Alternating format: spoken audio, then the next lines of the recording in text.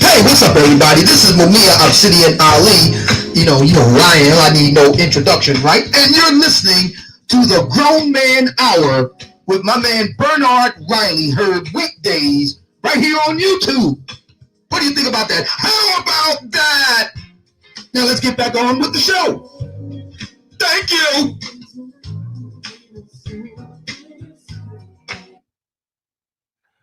What's good? What's up, everybody? We are back running late. See, the general made it in with the first comment, and you're probably wondering why there's no song playing right now, because I normally play one song to start up the show, but we're doing something a little different. Because if you saw what I dropped in the community tab, the monetization, all of that just officially went through. So I'm trying to see how this all works. So I'm going onto YouTube right now, and it might be, there it is. There's a super chat. There is a super chat. So I didn't play any songs because I wanted to see how this was going to go if I play it out and don't do any songs. Got the super chat going. I want to get a feel for this whole monetization thing. So I just wanted to see how it goes, how it plays out. So I didn't want it to get blocked. So I didn't play a song while I wait for people to come in, but we already got 25 people in here, so I can just blab on a little bit as we get the show going. Obsidian is going to be coming on the air with us in a little bit. Said he's ordering some breakfast and whatnot, so he's going to be coming on the air. You know how they be eating and talking on the air, and they sound like they tasting their words after every word they say. They it'd be a lot of people doing that on the air. I'd be like that.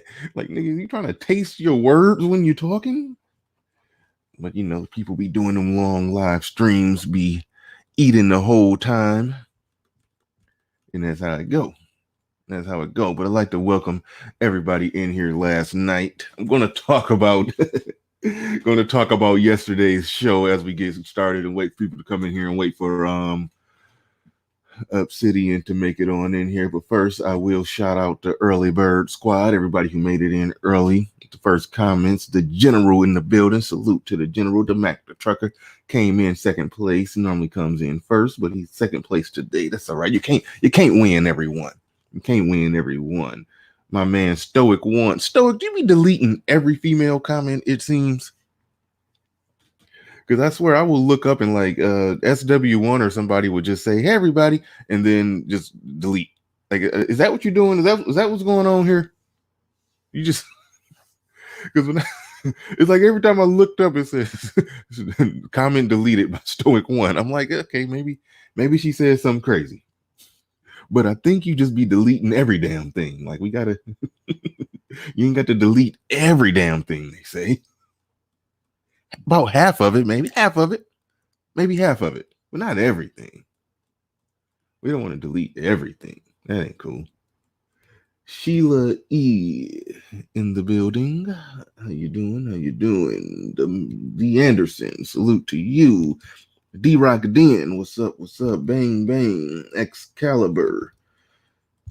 Shout out a few more of the early birds. Cast Life, Jermaine. Thank you, Cast Life. She congratulated me on my success, getting super chatted and getting the super chat and the monetization and all of that good stuff going. Thank you. JV Dessalines in the building. My man Harry Allen. What's up? Shout out a few more. My man Brandon L.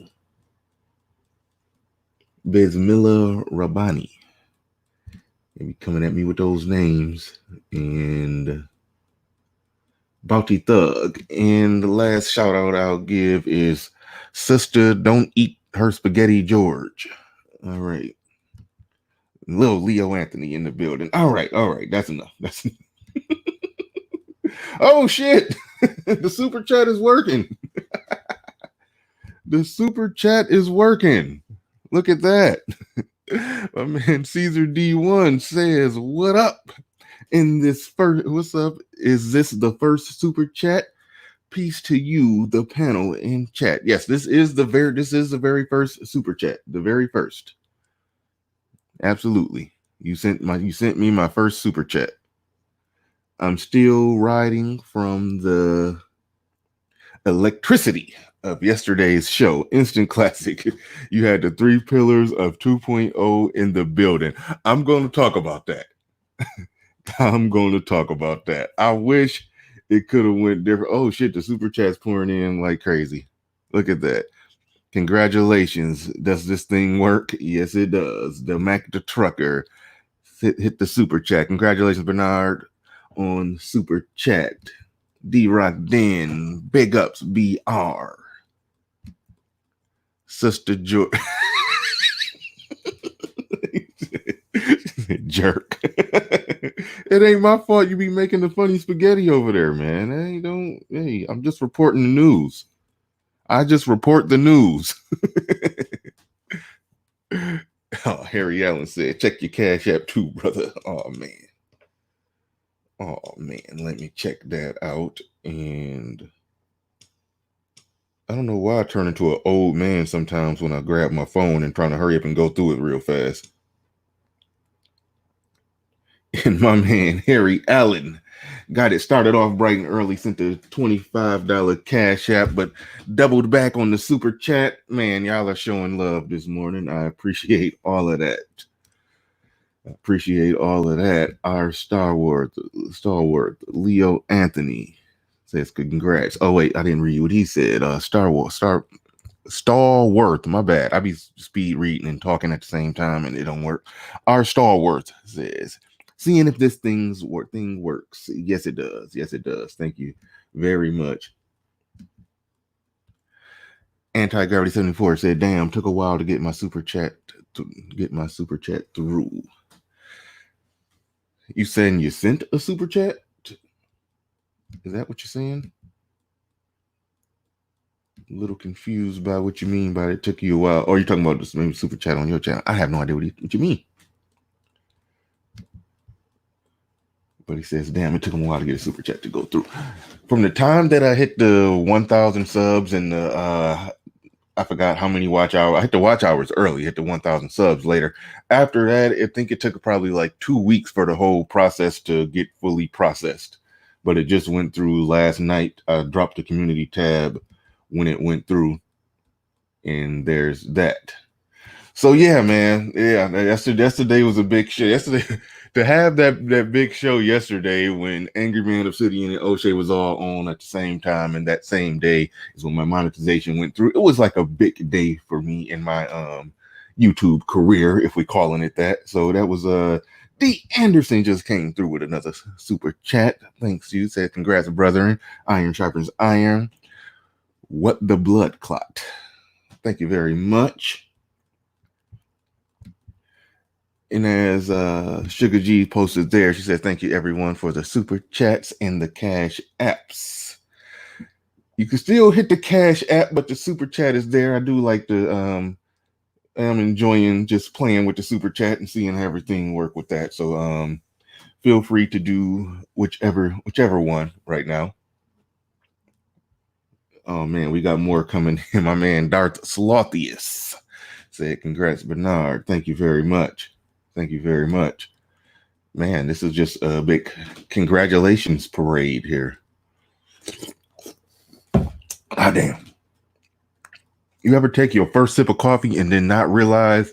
I feel like one of them stupid people that sue McDonald's for the coffee being too hot. I'm not saying they should have did it, but I understand, man. I just took my first sip of this damn coffee and I was like, oh, shit. Man, my tongue on fire right now. Damn. I'm not saying they should have sued McDonald's for the coffee being too hot, but I understand. Shit. I just burned the hell on my tongue. You almost saw me choking and gagging on the air, man. You take that first sip too fast, man. It's over. Oh, man. But no, man. Listen, the situation that I was in when I had all three of them on there. Okay, first off, it started with because Game Changer came in hot. Game Changer definitely came in hot. That's really who started it. Oh, thanks, Sugar G. Sugar G sent a $25 cash app. Thank you very much. I greatly appreciate you. Oh man, they all coming through with the super chats. Man, it is pouring in. Y'all are just showing too much love right now. But yeah, thank you. See Omega Dreads. You was absolutely right what you said at the end. Yep, I'm gonna get into that, and I hope more people adopt the same mindset when it comes to that. But I'm gonna get in that, trying to gradually, slowly walk my way into that. But like I was saying, the shit started with Game Changer came through, because Game Changer, he got a little riff with O'Shea. I barely understand it, but O'Shea was talking about a lot of brotherhood and a lot of things like that, and then Game Changer saying, well, where was all the brotherhood at this point, blah blah blah, you know. So O'Shea was already about to drop down, so he dropped down. Game Changer took the link and came up and, you know, talked some shit and, you know, tried to make his points, you know, valid or invalid. I ain't even litigating that part of it. He came up and tried to, you know, and made his points. He said what he had to say. And then from there, O'Shea, you know, came back up and did one of O'Shea's classic roast, you know, how he roasts everybody. And then once the mud started slinging, and Ty City and Game Changer went back and forth a little bit, but once the mud started slinging, then Angry Man that said drop the link. And you know how whenever Angry Man appear in my chat, I drop the link whether he asks for it or not. If I see Angry Man in my chat, I drop the link. I'm bringing him up. That just is what it is. So I've always said that, man, I would love to get all three of them on the show if some way, somehow it could be peacetime and all of it. NYC Songman says, congrats, Bernard, on your well-deserved success. Thank you very much. Appreciate that. I have always said I wanted to get all three of them on the show. I think that what was attempted, which seems like many moons ago now, on Renaissance Woman's show, you know, I would love for that to, you know, have another chance, even though that was like ground zero of it ain't no chance of all three of them probably getting back together. But just twist of fate, they all got back together on my show, not under the circumstances that I like, but I always wanted to. I mean, truthfully, somebody like BGS Bare Minimum should have been that neutral place. Somebody like Black Ram, but I was just sitting there thinking that, you know, since a lot of people have, you know, coexisted on my platform that normally wouldn't be able to coexist, I was sitting there thinking to myself, what if that could come together? What if that could work out? What if that could actually be a thing where the three of them could actually get together? But the circumstances and how it happened on the fly like that, in the midst of some already happening fuckery with Angry Man in the chat saying drop the link, it was like, whoa. So I knew it was going to be fireworks, but I couldn't pass up that opportunity to have the three of them on there. And then it just turned into O'Shea roasting and Angry Man saying, catch the flight, nigga, catch the flight. And I was like, oh shit. But I had to let that rock for a little bit in my mind, because I pride myself in being a pretty solid moderator, but that situation was so out there that it was no way to moderate that. Only way I could have possibly moderated that is if, when I dropped everybody down when I ended the show, if I would have said, let's just say if I would have brought Angry Man up and let him sound off for 2 minutes and put O'Shea on mute, but you really think O'Shea gonna stay on mute? And if I would have let O'Shea talk for 2 minutes and put Angry Man on mute, because on StreamYard you can unmute yourself. So you think Angry Man gonna sit there quietly and let O'Shea go off for 2 minutes without Angry Man unmuting himself and going off? Hell no. So it was the only way I could have did it is drop one down into the back chat, bring the other one up and let him go for a minute, drop the other one down and bring the other one up. But that whole 1 minute that they down there, that they gonna, I will become the enemy.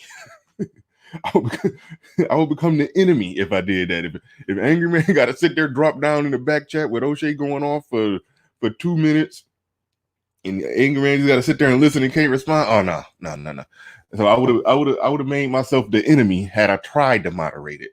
So it was a no-win, no possible situation to make that work. So that's why I just said I just got to let them rip each other's heads off for 10 minutes and then end the show.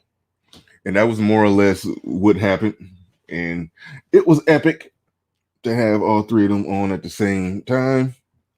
I know the subtly most funny part is Obsidian. Obsidian in the background playing the Jill Scott family reunion song.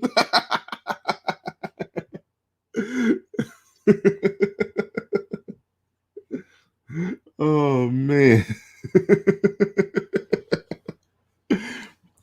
That was the funniest part. That part right there was the because when I dropped everybody down, I left Obsidian up last, so that's all you could hear is the song playing. So it was just like, oh shit. Oh man. But yeah, it was a doozy yesterday, man. It was a doozy. And it's crazy. When I started growing this channel, I kind of envisioned shit like that. I ain't envisioned it being that damn wild, but I was thinking to myself, something like that is going to fucking happen on this show. Something like that is going to happen. I'm about to try another sip of this coffee. Hopefully I don't damn near kill myself this time. But to what somebody said in the chat, and what I said at the end of the show, is like, look, a lot of people in Obsidian, O'Shea, and Angry Man, they're not the only ones.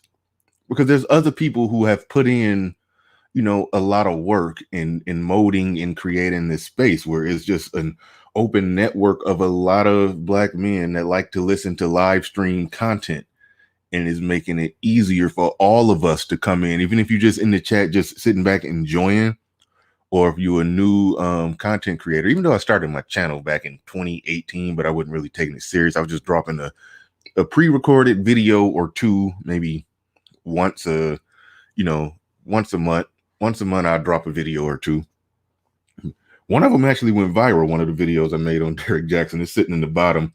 Well, I don't know if that's viral. Viral ain't fair. Well, 13. Well, I got 200 something subscribers off of that, like 250 subs off a video that got like, over 10,000 views.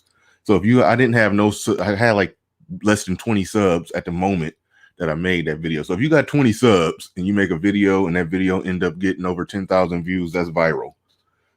So I did have a little viral success, even though it only picked me up like, 250 subs. But I had a little viral success. That video sitting there with like 13,000 views. But by the time I got serious, that was, a few months ago. So everybody who's starting channels now or within the last year, newer people coming along, channels growing. It's a working network of Black men who like to watch live stream content and like to pay for it while they're watching it. The mere fact that it's a network of, people that like to do that helps it and makes it to the point to where, we all can enjoy it. We all can eat off of it. We all can eat at this table. When look at people like I said, there's other people that put in groundwork too. But right now, from the time I've been paying attention, from what I've seen, the people who are referred to as the founders of this thing, O'Shea, Obsidian, Angry Man, those are the ones who put in most of that leg work building this space that we all eating off of. So that's why I don't understand why people feel like when they're beefing with each other that you about to, pick a side and go after this person or go after that person, or be, you don't gotta be the henchman for one side. And I'm cool with Obsidian. Obsidian gonna be actually coming on the show pretty soon. And y'all know I'm cool with Obsidian. But when Obsidian beefing with Angry Man, that's his beef. I ain't got nothing bad to say about Angry Man. Even if Obsidian on my show, if Obsidian, because Obsidian and Angry Man, they've been cool, probably temporarily, but they've been cool. they've been cordial, put it like that. They've been cordial with each other. But when I first started doing this, I think it was like when they was at the tail end of a beef, and Obsidian, I think he said something, nothing too bad. Nothing. He never said nothing too bad about Angry Man on my show, but it was at the tail end of one of their little disputes or whatever. I think that was when Obsidian wanted to do a debate with Angry Man, and they was kind of calling each other out and doing a little shit talking, a little jarring back and forth. Nothing major. But when that was happening, I was I went on mute. Like I ain't got nothing bad. I ain't got nothing bad to say about none of them. And regardless, and the stuff that they doing, regardless of how how ugly it get between them, that's they business, that's they shit. And I feel like the rest of us need to just stay the fuck out of it. Understand if you just really roll with one of them like that, hey, roll with him, support your dude. That's your guy. You rock with him.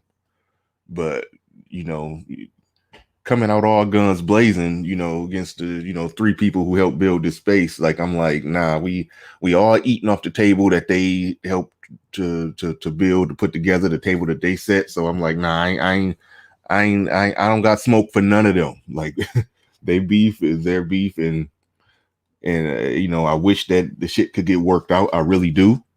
But it seems like, it seems like what's going on. I don't even know all the full details, but I think what's going on, what's happening there with Angry Man and O'Shea it's far more than just philosophical disagreements on issues. So I understand why that issue is going to always be an issue. So look, I'm like, I don't know why people feel like they got to, it was blowing my mind, the amount of people that I saw people in the chat coming at Angry Man, people going at O'Shea. I'm like, they fight and let them fight, and I just stay the fuck out of it. That's where I'm at with it. Caesar D says, because of the history all three share, could Obsidian get Angry Man and ODJ to talk amicably? Would Obsidian even want to? Can you ask him when he comes on? I know Obsidian would be down with that. But whether or not it would work out, O'Shea and Angry Man, that's not a workable situation. I just don't see that as a workable situation. So I know Obsidian would be down with that. I would love to see that, but it's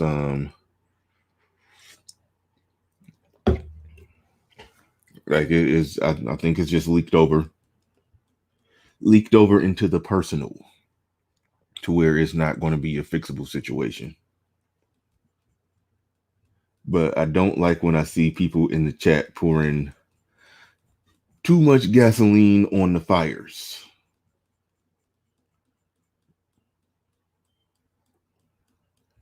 I don't like that. But with that said, the one and only, the aforementioned Mumia Obsidian Ali just arrived in the building. What's up, old man? Hey, what's going on, Bernard? Glad to be here. Pardon me, my mic cord. I gotta give me another mic cord. I'm hard on mics. I just got me this mic. There's nothing wrong with the mic itself. It's the mic cord, and I got me a brand new mic cord when I got this mic early. I think it's like January, and it's already worn out. So I wear out equipment pretty bad. So how are you hard on the mic cords? I don't even know how the cord get. I don't know how the cord get animated. I just don't sit there. I'm in my chair and I'm animating. When you're pounding on the table, you yanking pounding on the table and all that, and emphasis and feeling. So a lot of times, I wear out equipment. So that's a great segue to $Obsidian Radio. Thank you. Right. I noticed. I see my good friend Caesar D1 is here, even though he misspelled Caesar. It's AR, not ER. But nevertheless, you said you can't Obsidian try to bring these brothers together. Yes, I tried to do that last year, and it didn't work very well. And that's the reason why I pretty much did the NHL hockey thing yesterday. You ever watch a hockey game?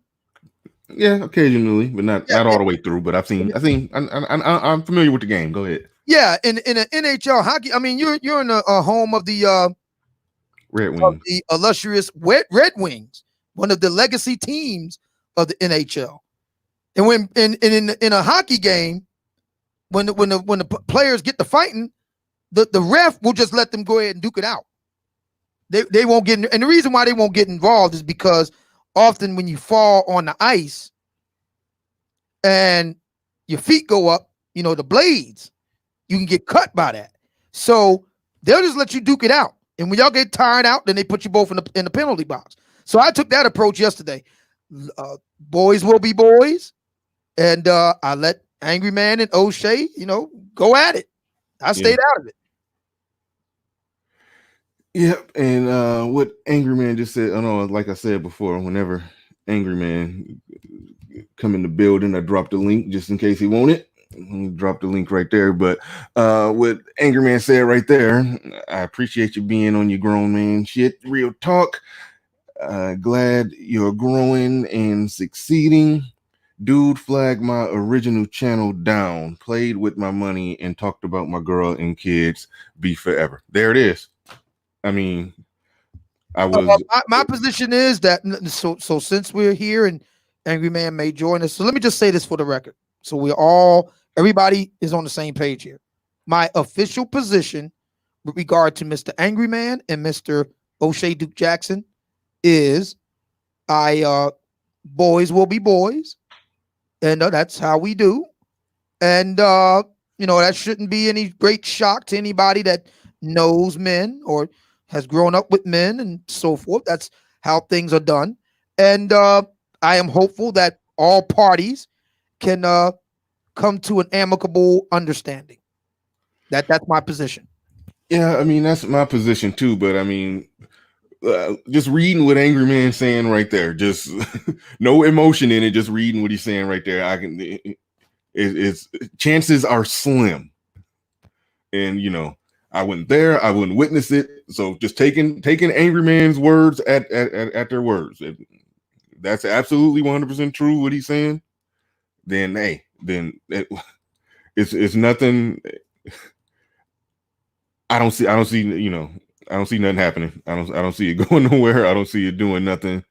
And we're joined by the Angry Man right now. And oddly enough, Game Changer on the West Coast is up bright and early today. What's up, Game Changer? But yeah, let me say, Game Changer reached out to me yesterday. I didn't have a chance to get back to him because I was taking care of some other business. But he did reach out to me and offered a chance for me to come on his show to discuss the matter before Mr. Angry Man and Mr. O'Shea Duke Jackson got into it. And Mr. Game Changer, I'll be in touch with you on that. I'll take you up on that. Just I don't know if I'll be able to do it today or not, but I will get back to you. I just want to let you know that. And Mr. Angry Man is here. So let me say again, so we're all on the same page. My official position is that Mr. Angry Man, Mr. O'Shea Duke Jackson, they have their differences. And I think that boys will be boys. And they have their differences, and I'm hopeful that at some point before the new third millennium comes into being, that they can come to an understanding. That's my position. And real quick before we go to Angry Man, I do want to read Great Britain Super Chat. It said, "This isn't conducive to being thinking black men. This is called the Grown Man Hour for grown men, not the Nicka Hour." And Abdul Jones, he didn't say anything, but sent the Super Chat. Thank you very much. I appreciate that. Angry Man, what's up with you? What's going on this morning, man? What's going on, y'all? Hey. Oh man, another day at it. Yeah, what you said in the super chat. Dang, I was trying to bring it back up, but I don't know what I'm doing yet. But anyway, yeah, you said what you said in the super chat. If you wanted to elaborate or expand on that, fire away. First of all, let me say, I appreciate you for being neutral. Most people don't know how to do that. And I wish you nothing but success on your channel and stuff. But with me and little buddy, man, me and him are never gonna be cool, man, because he crossed too many lines with me.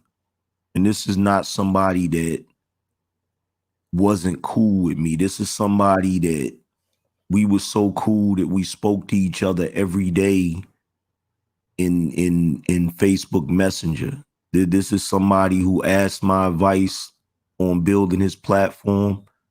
I've asked his advice. We've compared notes, and we all supposedly was supposed to be building something. Now I was here before him, you know, and even Obsidian knows that. But, you know, he just crossed too many lines, man. I know for a fact he flagged down my original channel because I seen the live stream where he admitted it, the one that he took down.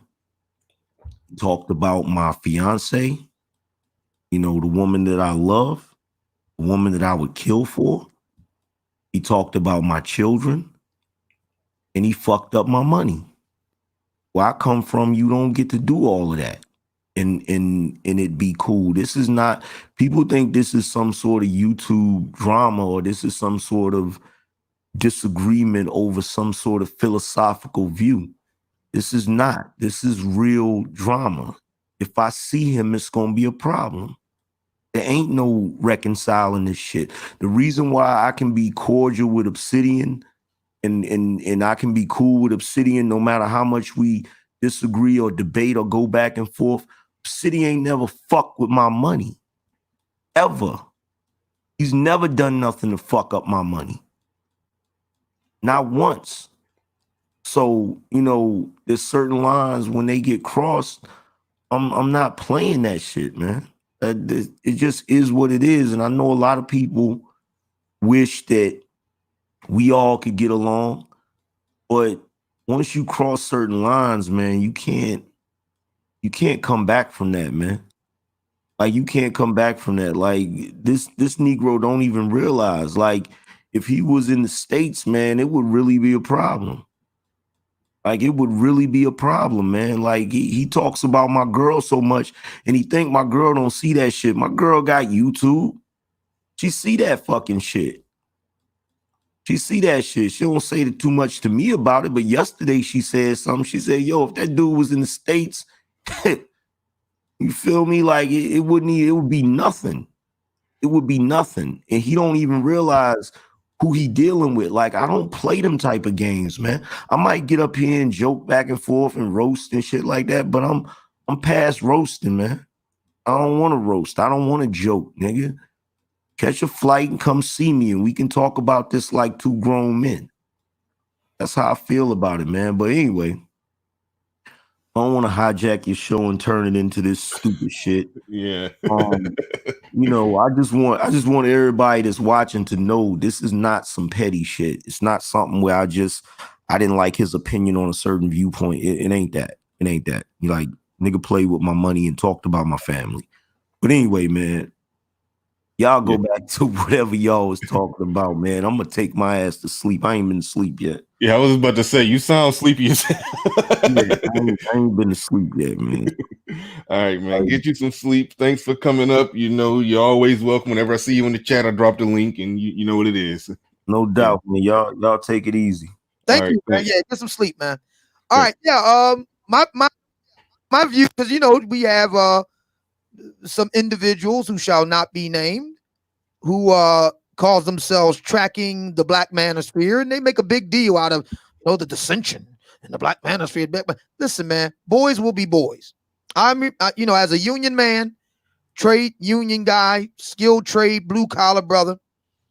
I remember watching guys, white guys as well, not just black, white, Hispanic. You know, I've seen guys actually fight on a job, and then when they get finished fighting, they go back to work. That's common for men. That happens. So I mean, it's not. I'm not. There are guys today that have no understanding of that world. They basically been feminized, to tell you the truth. And but if you lived in man world like me, that's par for the course. Guys fight. That's what they do. And they'll get it out of their system eventually, and then they get back to work. That ain't no thing to me. So again, I'm hoping that Mr. Angry Man and Mr. O'Shea Duke Jackson can, at some point before the year 3000 AD rolls around, that they can come to an understanding. Thank you. Thank you. All right.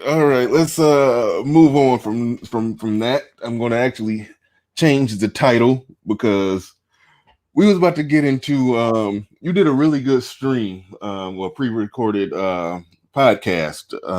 You dropped it this morning, I think, right? I think I woke up and I don't know what time I woke up, but I knew you dropped it pretty early. Put it like that. You be dropping it at like 5 a.m. sometimes. Yeah. So yeah, I know I woke up pretty early and I saw it, and it was what's the name of the woman that was going off? Thought she was making good points. I'm sure the comment section thought she was making good points. Oh yeah, her name is Atara. Kind of reminds me of Yoda's lightsaber style, Ataru, but not Ataru, Atara with an A on the end. And you want to play it? I mean, you can play it if you want. Oh my goodness, I don't know if I can endure that. Yeah, I mean, right. people can listen to. I took the sound and use it as the intro for this morning's podcast. But I mean, I'll send you the link and you can show the video to the. Well, how about you can you got it set up to where you could play it and we could just hear it from your end, or no? Sure. I mean, now, do you want to see the video or you just want to hear the sound? The sound is. Oh, go ahead. No, okay. Well, let me just ask the question because she said because I'm a dime even during the quarantine. Let me send you the link, and I'll post it right here in the chat room, and you can go ahead. And by the way, Angry Man, if Angry Man is listening, he definitely wants to get a piece of this on his show. Angry Man, if you're still up, the link is in the chat room to what I was talking about on my podcast this morning from Facebook. For that matter, O'Shea will want a piece of this. Y'all guys got to check this out. Y'all got to check it out. There's the links in the chat room right now. And then Bernie, you can play it and then we can discuss it. All right. Okay, that's her right. Okay, I see her. Okay. All right. I think I'm gonna. What the hell? Tell me to understand something. We have a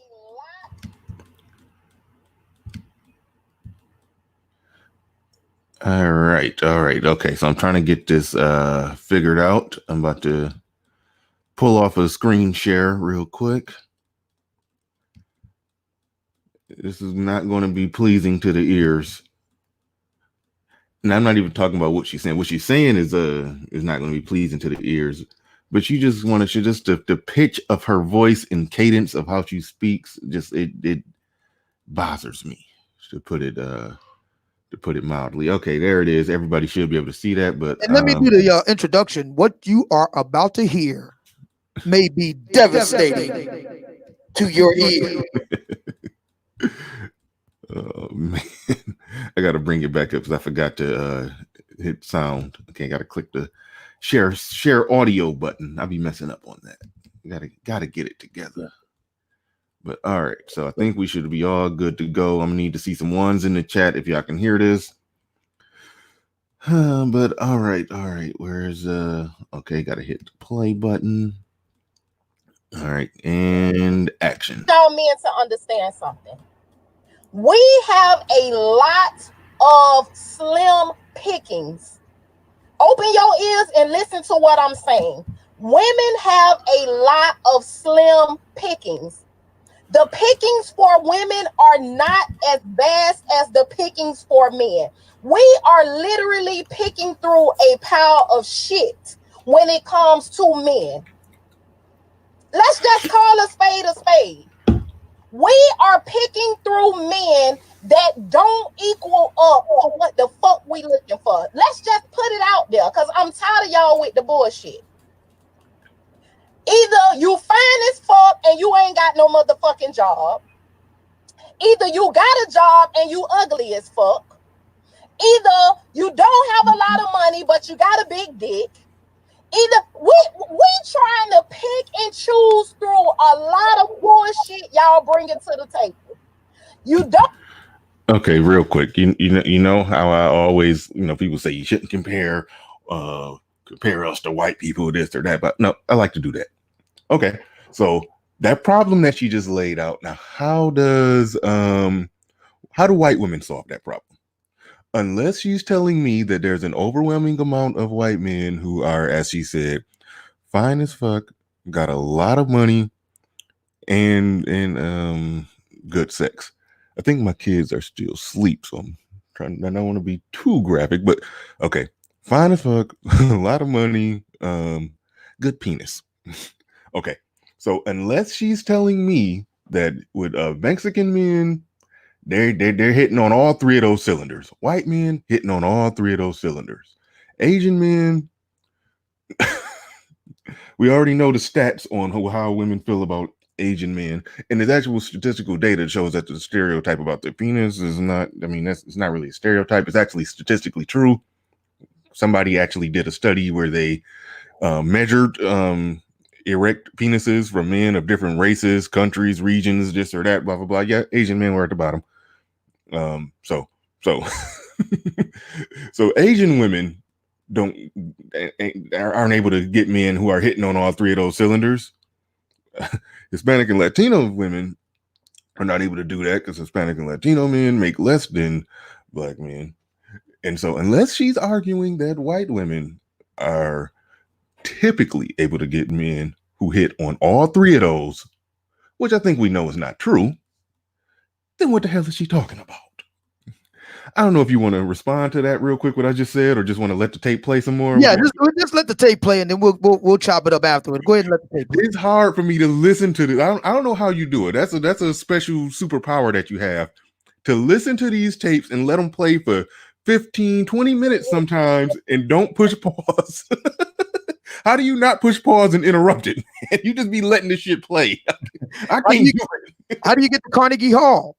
Practice, practice, practice. I can't let this shit play uninterrupted. I can't do that to the audience. Yeah. All right, I try to let it ride, but I no promises. No promises. I will say this before you go back to the tape. Just to pause right there of this lady. I use the term loosely. She has quite a prominent jawline. Mm-hmm. Quite impressive. Yeah. Just her side profile there is quite impressive. Oh yeah, she's a jawline nigga all day. But anyway, what was I about to say? Yeah. She said, because when she was talking about all that women are, expecting or whatever, later in the tape, just while people watching it, I'm not even gonna get that part. Just stay tuned. I'm pulling Obsidian and just let it slowly develop. I'm not even gonna give that part away. Go ahead. I'm just gonna let it play. I don't have a car. Oh my goodness! Did you hear the pitch of that voice when she came back? Oh yeah, reminds me of someone else that we know that we won't say. We must not say the name. She who must not be named. But go continue. That hurt my ears when she came back in. But you got a good heart. You got a 9-to-5 job, but you don't have bigger goals than that. We gotta listen. We trying to pick and choose the best out of a lot of bullshit. So y'all gotta cut us some motherfucking slack. We trying to get the best we can get out of a lot of shit that y'all not bringing to the motherfucking table, okay? Don't try to act like all y'all got y'all shit together. We either gotta pick a nigga that we know gonna cheat because he got money, but he financially stable, or we gotta pick from a man who don't cheat, but all his shit ain't together. What the fuck do you expect us to do? I'm just asking. We are literally trying to solve math equations by picking the best dude that we can motherfucking pick. This shit is not, it ain't just simple dating no more. This shit literally boils down, and you are literally having to solve a fucking mathematical equation to try to get a motherfucking man that's hitting on something. What do you want us to do? You love talking about it's our fault. How the fuck is our fault when half of y'all don't even equal up to a whole man? It literally takes 3 of y'all motherfuckers, 3 to equal 1. How the fuck that's our fault? We gotta get one with a big dick, one that's financially stable, and one that don't cheat. You gotta literally have 3 niggas to equal 1. What do y'all want us to do? What? serious. What I need y'all to give me a solution. It can't just be, it's not just the women. Think about it. I know so many single women right now, good quality single women. Why the fuck all of us single? It's our fault? It ain't our fault that we. Did she not just accurately describe why they're single? Then say why? Yes, he did. Bernie, I'll be right back. My breakfast is here, so I'm going to be right back. Continue on, and I'll be back momentarily. All right. I said I was going to let it play out. I couldn't. She just accurately described why they are single, because she's saying they gotta look good, they gotta have excellent bedroom skills, have a good job, and make a lot of money. Now, there are some women who can get that. There are some women who can get that, and there are some men that's walking around with all of that. There's some men who got it all, and there's some women who can get it all in one man. But here is an average woman. I know y'all like to criticize. Okay, I understand that she exposed the jawline. Somebody said a 5 o'clock shadow. You know, some people, you know, looking at all of that as, you know, problem areas and all, you know. So let's just say this is an average woman. I know y'all like to hit them with body blows, but I get that. I get that. Here's an average woman who is complaining about not getting an extremely above average guy. Well, if the guy is tall and good looking and got money and great in bed and faithful and committed, like you literally that goes back to what K. Michelle said, where the only good man is Barack Obama and Jesus. Like if a guy is hitting on all those cylinders and committing it all 100% to you, but here you are, a very, a generous 5, a 5. Like this is a 5 ranting and raving about not being with Boris Cujo. Lo and behold, the woman who is with Boris Cujo is wishing she was single. But this woman is sitting here saying, but why is all these quality women single? That's what's happening here. I'm trying to pull an Obsidian and just let it play out. Trying to make the best out of a fucked up situation. We trying to make the best out of what we got. We gotta take the scraps because yes, now we're older. A lot of men are married. Married, but not married to. Okay, so it's funny when you say a lot of men are married and they taking the scraps. Okay, I'm just gonna let that be rhetorical. A lot of men are in relationships. So we trying to take the ones that's not in a relationship and piece they motherfucking ass together. Good luck, sis. Good motherfucking luck. We the ones that's in the struggle. Men got a lot of choices. I know right now 5 to 6 quality women I can name off the top of my head that men gotta choose from, that men get to choose from. Us on the other hand. Okay, so she can name men. What the hell did she just say? Hold on, let me back up a little bit. I'm gonna back up just a little bit. Together. Good luck, sis. Good motherfucking luck. We the ones that's in the struggle. Men got a lot of choices. I know right now 5 to 6 quality women I can name off the top of my head that men gotta choose from, that men get to choose from. Us on the other hand, we trying to piece y'all ass together to equal one. Okay, she didn't say. I'm just letting it play. So the struggle is motherfucking real. Do not come to me talking about, well, it's your fault, Atara. You picked that nigga. I picked the best that I could pick with what the fuck I had to choose from. How about that? How about I'm trying to say, okay, damn. The other day I did a whole video scratching my head. Shit. I can't have a dude that look good and financially stable and got good dick. I'm stuck. What I'm supposed to do? So now I gotta say, forget it. Don't worry about the dick no more. Okay, don't worry about the money. Don't worry about the looks. One of those things I gotta scratch off my motherfucking list because I got a piece of nigga together. I think male and female, if you name, I mean, she didn't put character in there, so let's just put that aside for a second. I think if a woman who's average looking can get 2 out of 3 of those, I think that's okay. And I think a guy getting, 2 out of 3 of the main things that he wants, I think that's okay too. I think that's okay. But so that's where this is just giving me a headache. Because I mean, as a woman, yeah, if you get 2 out of 3 of those within reason. I'll just say this. This is my thing. A woman should get with the best looking man, the best looking, most competent guy that she can get commitment from.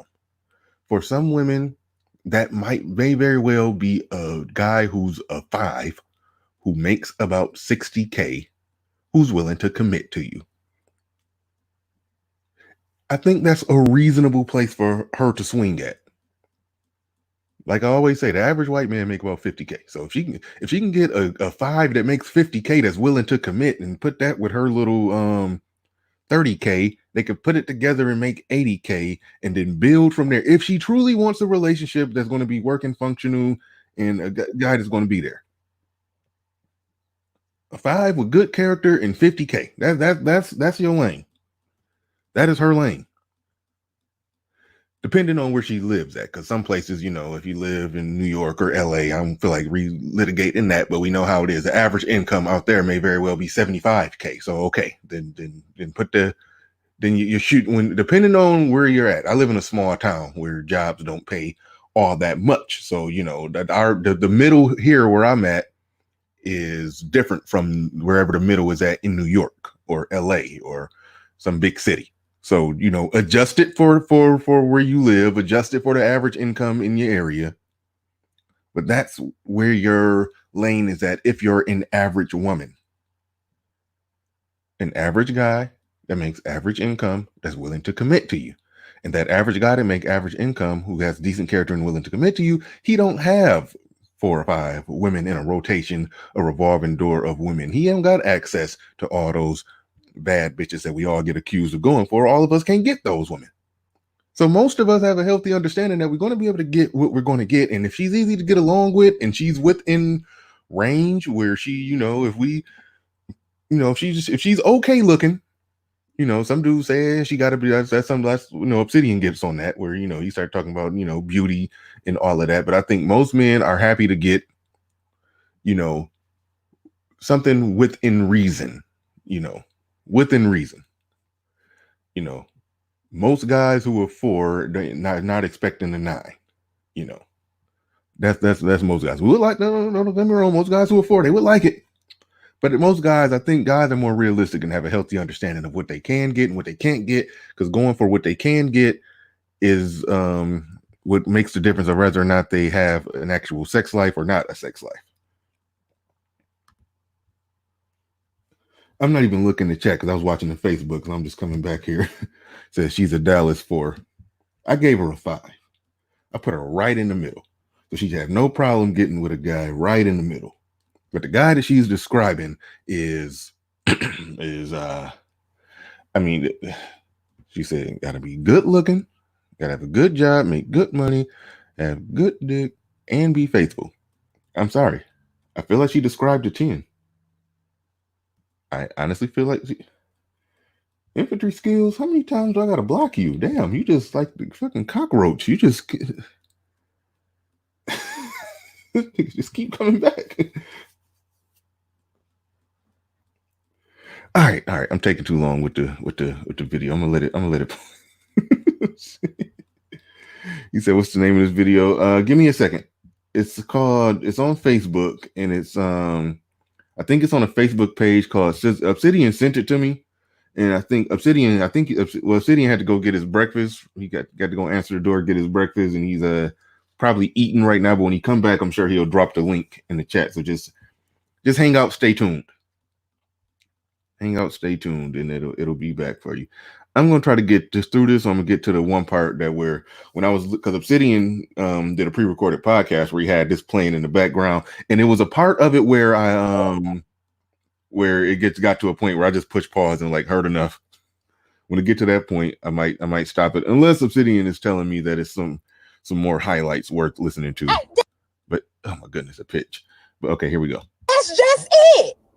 So Kent, shut your ass up. James, shut your ass up. Joe, shut your ass up. Twan, shut your ass up. Pendleton, shut your ass up. It is hard out here in these streets for us women. I don't give a fuck what y'all say. I don't care how y'all feel. I'm taking up for the women today. How about that? How about y'all step y'all motherfucking game up and get your shit together? Half of these niggas homeless. They living up under a roof with a female, and ain't none of their names on the motherfucking nothing in that house. Y'all homeless niggas. That's not half, but I'm gonna keep it moving. There are some dudes that live like that, and we call those dudes out. We call those dudes out on this show, but you can't say it's half. It ain't half. We gotta pick from niggas that's homeless. We ain't even. And we would be remiss if we didn't include the. Oh man, it's just so much to. I don't know how I'm sitting be playing this without interrupting.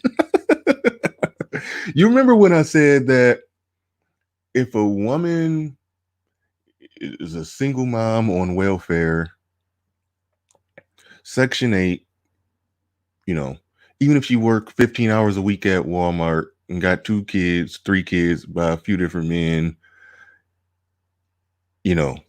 she's still looked at as a strong single mother, holding it down, backbone of the community. She gets looked at the same way as that, that fierce, successful 6-figure woman who holding it down and doing all. But you get a chick that worked part-time at Walmart on welfare, got 3 kids by 3 different men. She still get looked at as a strong, fierce single mother, backbone of the community, doing it all. The mom and the dad bringing home the bacon and cooking it. She still get viewed that same exact way.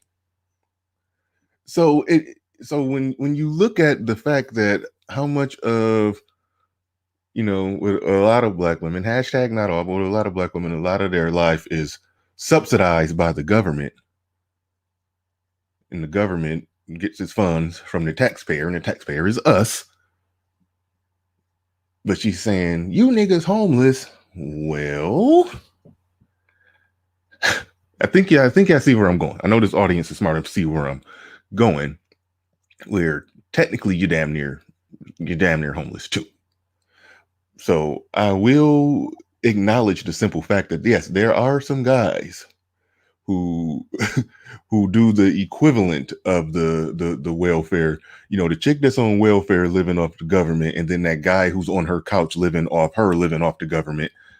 Y'all both homeless by the same definition, the same logic. So let's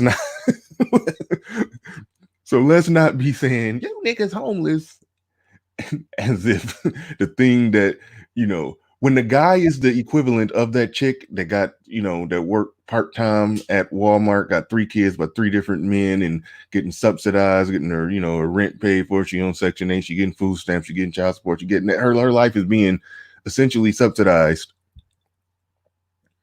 The guy who's the equivalent of that, who works part-time at Popeye's Chicken, got 3 kids by 3 different women, we can look at him and readily identify, ooh, homeboy struggling. This nigga ain't shit. We can easily readily identify that and look at him and say, hey, he need to get his shit together. But the woman who's in that same exact situation is the backbone of the community, the mother and the father.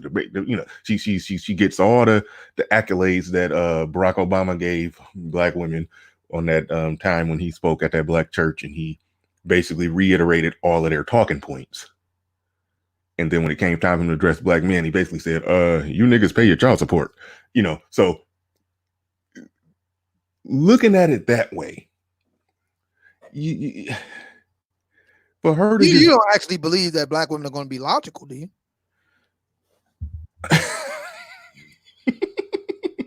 I'm gonna go back to the tape. I'm gonna go back to the tape. I don't know how you watch this stuff, Obsidian, without pausing every 30 seconds. It's hard to make it 10 seconds without pausing and giving commentary. I know it's going to be a hell of a show. All right. Got pickings of niggas that got their name on shit. Because 90% of the men is living up under another bitch roof and their name ain't on nothing. You're homeless. You're homeless.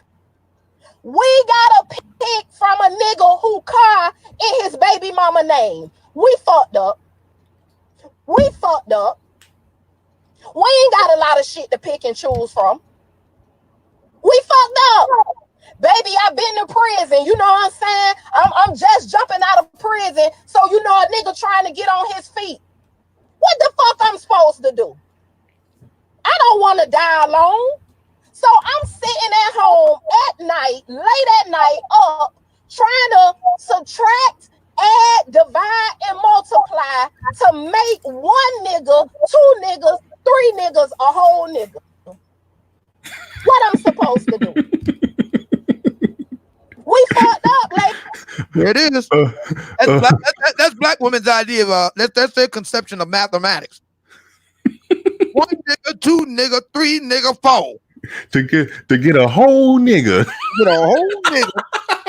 Get me a nigga that know how to paint. Get me a nigga know how to get some good dick. Give me a nigga that's a jawline nigga. Give me a nigga that got a good job. Put them all together, and you have one whole nigga. She's doing fractions. Ladies and gentlemen, this is black women's idea of math. She's doing whole nigga fractions. All right. I pushed pause because I did want to. When I was looking at the Facebook feed, I wasn't watching the chat because I was looking at it. I was watching her on Facebook. So yeah, I did miss that super chat that you sent to Mac the Trucker. He says, this is what you supposed to protect and build a life with in the community. Really? No. No. That's gonna be a no for me, dog. and the Randy Jackson. And by the way, I know everybody's impulse is to rag on this sister because she's, she is who she is. She's ratchet, she hood. But remember, we're talking about this in the shadow of Boris Cujo. Remember, you got the fine ass Nicole Ari Parker saying the same shit. They're just much more articulate, but they're saying the same thing. That's a good point. That's a good point because then I brought up yesterday when me and Ty City was talking how you look at Nicole Ari Parker, Aisha Curry, and Tina Knowles. They all disrespected and emasculated their man live before studio audience, so to speak. and yeah, they wasn't talking in this type of lingo, but yeah, same thing. And those are, sophisticated, light-skinned light-skinned black women with multimillionaire successful black men. And yeah. Same shit, not satisfied. But oh man, well, that's yeah, why I say that black female fuckery is universal. Yeah, and that's why we not just talking about ratchet women. By the way, just want to throw that one out there for now. What I want to know what the men with three names are going to say about that. I want them to look at that tape and tell me what they have to say about that. The guys with three names and other guys is always talking about what women want. And they're visually stimulated. Okay, well, tell me how much more visually stimulated you got to be with Boris Cujo. And that ain't enough.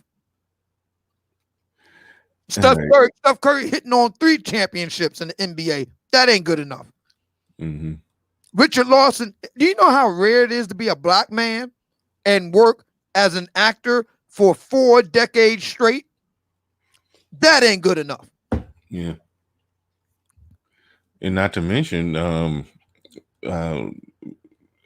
forgot his name. Beyonce's dad. What's his name? Richard Knowles? Michael. Okay, whatever. Mike, you sure it's Mike? Okay, his name isn't important.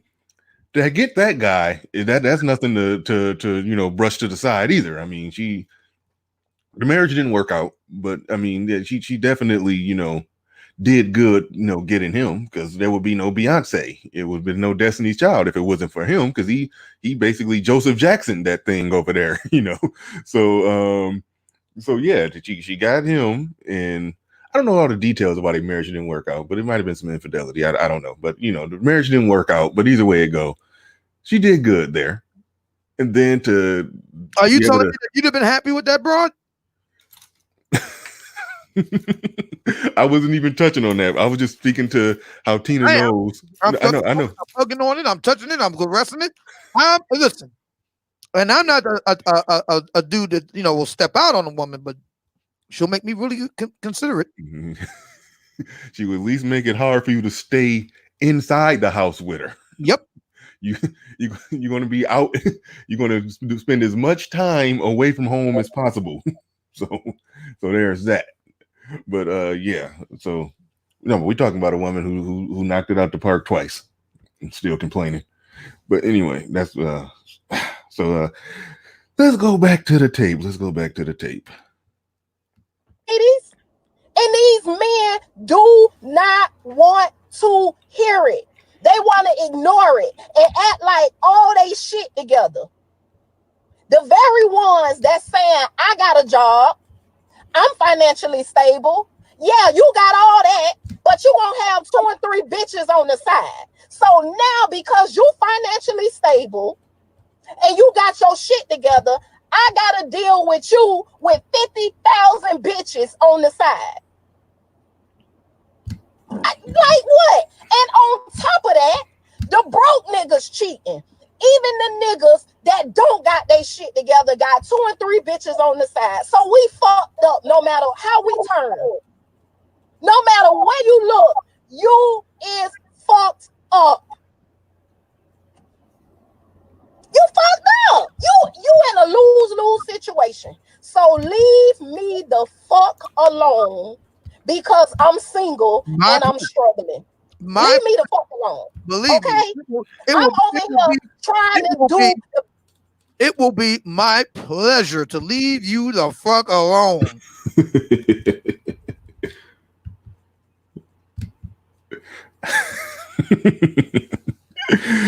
Keith says, Bernard, I have a theory on that video that no one looked at with Nicole and Boris.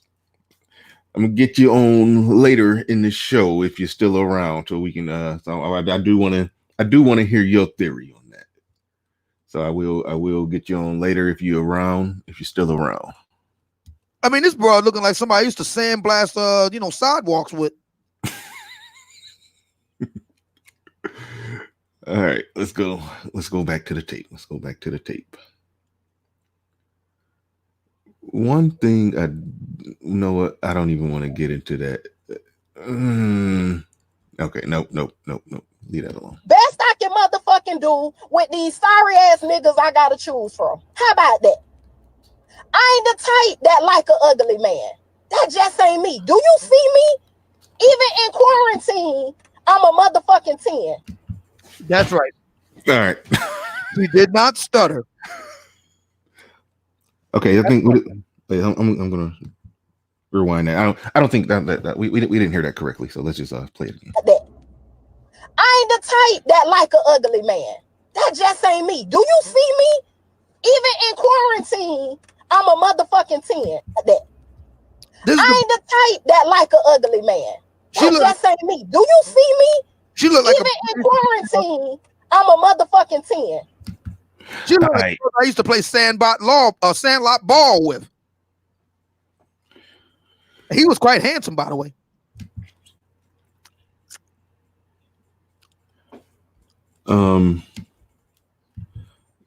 There's an awful lot of laughing, crying face emojis from SKC. I'm trying to figure out what he finds so funny.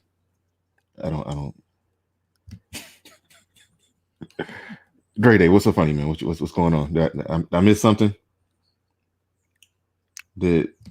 Oh, the Mac the Trucker is saying a 10. Where? Oh, that's what y'all laughing at. Y'all don't think she a 10? Yeah, y'all don't think she a 10? She looked like a brother I used to play sandlot ball with, who was quite handsome. He had the jawline and the same distinctive features and the upper lip and everything. Look at Sheila E. She know her worth. You go, girl. Speak your truth, girl.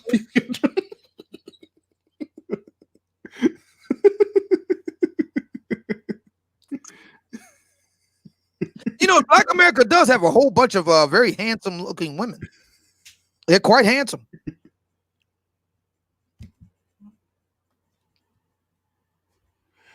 Somebody's wondering, where is our good friend Mr. Georgia Boy? Where's Georgia Boy when you need him? You know, Georgia Boy gonna come here. No, man, you just you put some baby oil and some glitter on her, man. She's turned into an 8. She sings so beautifully, don't you agree? Oh man. Now okay, he said she wouldn't. Hold on. Jetro Mullet said she wouldn't be a 10 in Mississippi. I don't know nothing about Mississippi. Never been there. So I don't even know what you're talking about. Well, that's where our good friend Danielle George is from.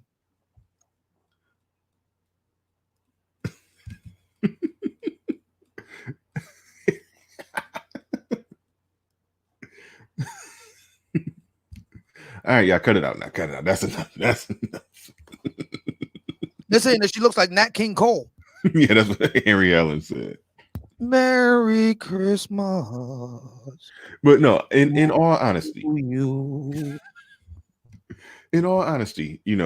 okay, let's just take away, you see how she holding her hand and got her in her neck. You can tell it's moving, even though it's paused right now.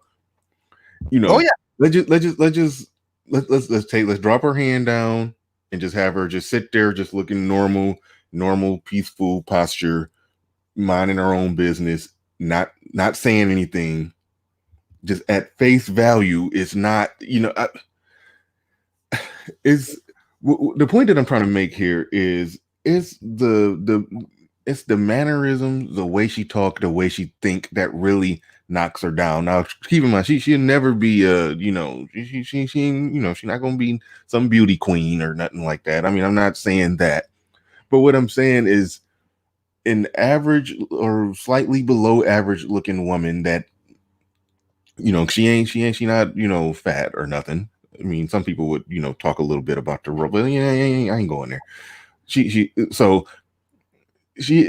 What I'm saying is her mindset. Yeah, she got the nostrils of fury. Yeah, I know, but I mean, she can definitely smell everything the Rock is cooking. All I'm trying to say, all the way from North Kakalaki. All I'm trying to say is that if a woman looked like that, but just had a good attitude and act right, she's not going to get the top of guys, but she could probably still get a guy who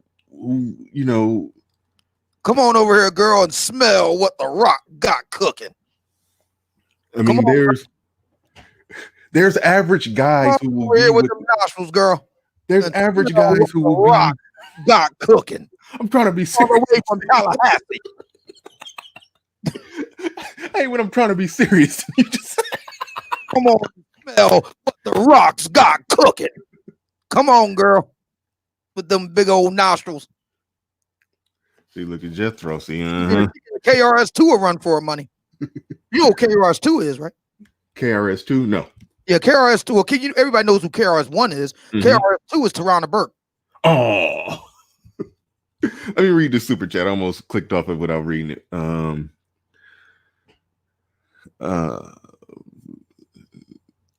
She got the dragon nose.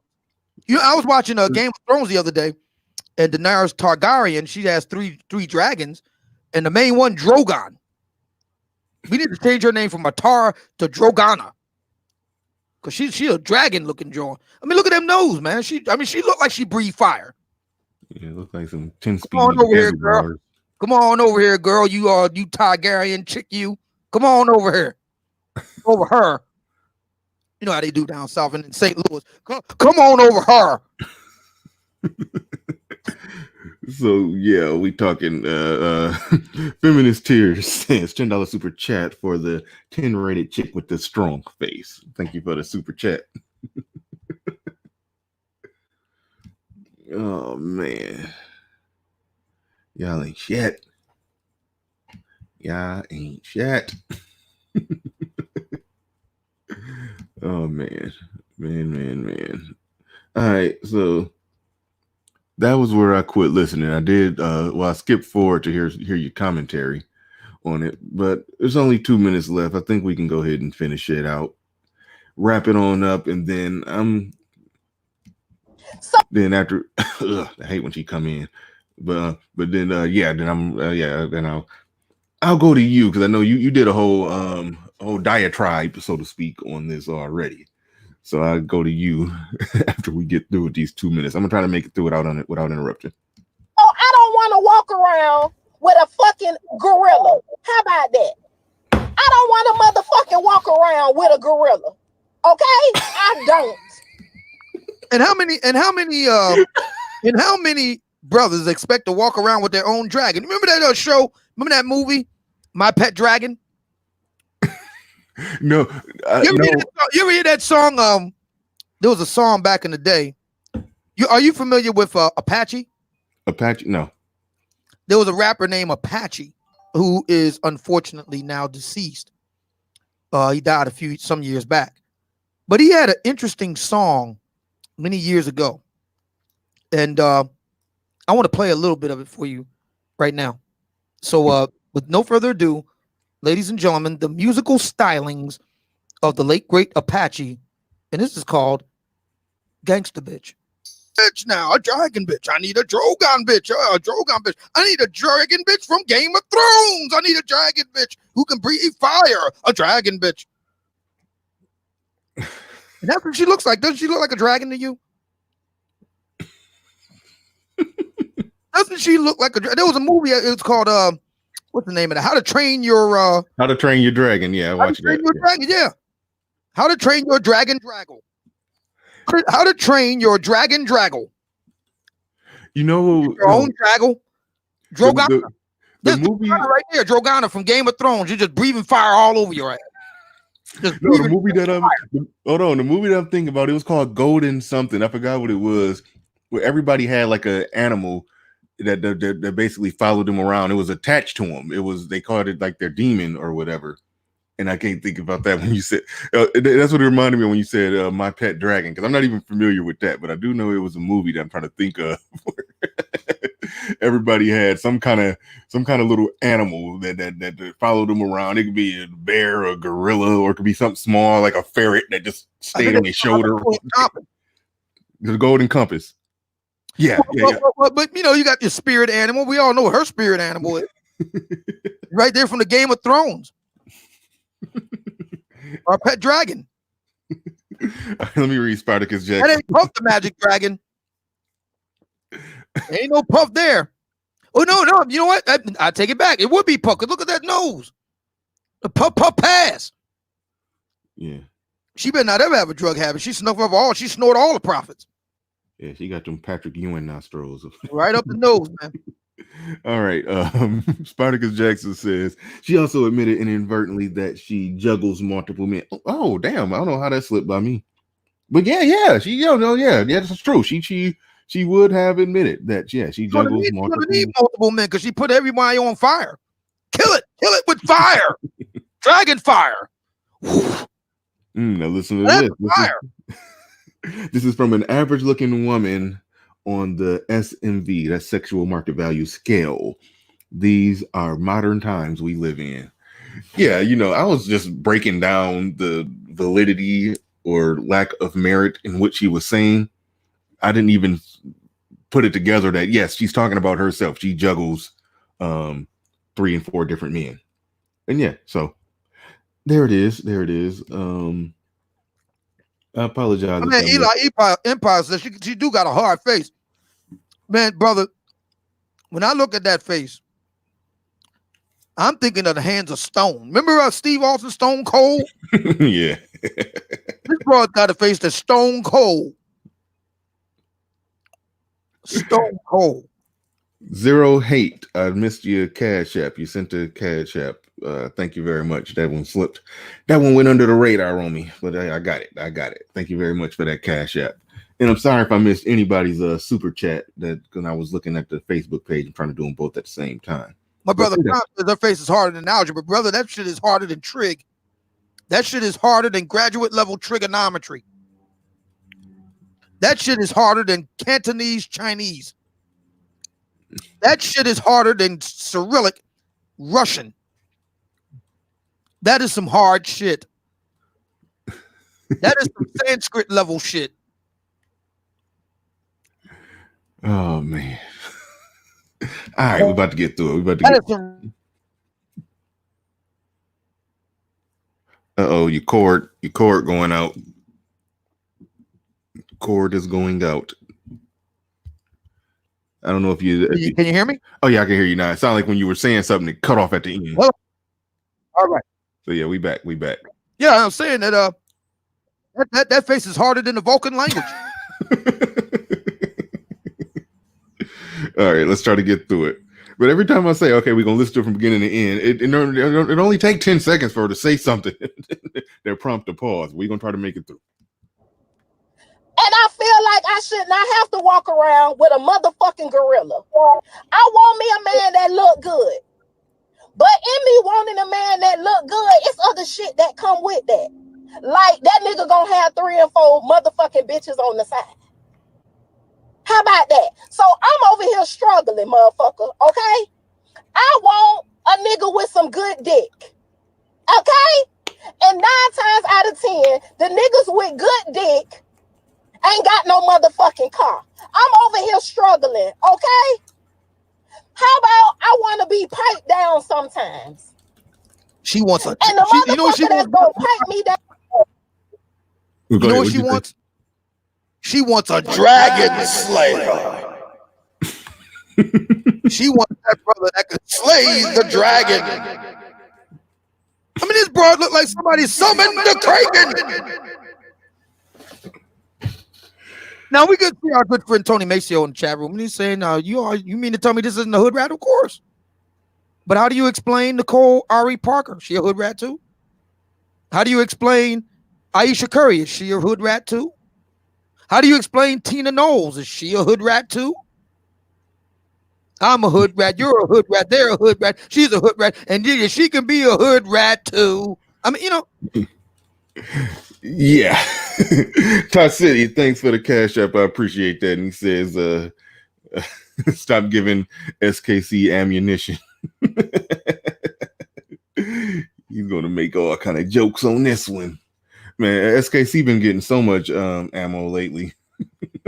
But his little videos he put together. I'm waiting on the next one to drop. All right, we're gonna get back. Really? You know, people ask me all the time, why you always got to talk about black female fuckery? Are you kidding me? Are you kidding me? I mean, Facebook alone. We're not even talking about YouTube, Twitter, Instagram. Just Facebook alone is a renewable energy resource of black female fuckery. I could just go there and just get material ad infinitum. I'll never run out. So much fuckery. Yeah. Thank you. Yeah. Yeah, one thing. Well, no, I mean, it's not necessary to even go down that road. I think we all understand this is obviously a ratchet chick. Nobody was arguing that this chick wasn't ratchet. No, it is ratchet. I'm analyzing this. This isn't. I don't want to. I mean, this already been litigated a few times, you know, because you mentioned that Tony Maceo said, "Are you telling me this chick ain't ratchet?" Of course she is. But I think the interpretation a lot of people have that if we're picking apart the things that she's saying, this isn't us. I really want to be with her, this chick right here. No, that's how some people. I feel counter. Oh, wait a minute. Is Nicole Ari Parker ratchet too? Wait a minute. I Is get Nicole? No, not Nicole, not Aisha Curry, not Tina mean, knows. she got the king of the jawline niggas, and that ain't good enough. Right. No, Nicole Ari Parker got the king of the jawline niggas, and that ain't good enough. Aisha Curry got a brother that got 3 NBA rings. That ain't good enough. Tina knows, like you said, she done caught lightning in the bottle twice, and it ain't good enough. I mean, what? Come on. Yeah. Whew, okay. Let's try to get through this. Sound good and gonna eat me up good. Ain't got no motherfucking where to live. So I'm over here struggling, okay? You could kiss my motherfucking ass. It's hard. I don't give a damn what y'all over there talking about. 9 times out of 10, the motherfucker that got a good job, dick small. It's a struggle out here. So now that leaves me to have to deal with this small ass dick, but I live in Weston. I'm struggling. Leave me the fuck alone in my struggles. Leave me the fuck alone in me trying to make and piece these no good ass niggas together to equal one. How about that? Take this video and shove it up y'all ass, cause y'all ain't struggling. Y'all got all kind of shit to choose from. Y'all men ain't struggling. Y'all trying to juggle 3 and 4 bitches at one time. Did she not just say that women are juggling 3 or 4 women? I mean, 3 or 4 men. Yep. Okay. All right. That's how good y'all got it. And most guys don't got it like that to where they could juggle that many women. But anyway, I'm not relitigating that one. Let's get done. And all of them quality females. My thing is, whoa. Hold on. She said, and all of them quality females. Now, I'm quite sure she would include herself among the quality. So that you mean quality Angus beef? Is that what you mean? That lets you know what she mean when she say all of them quality female. You must mean quality Angus beef. That what you mean? You mean quality Angus beef?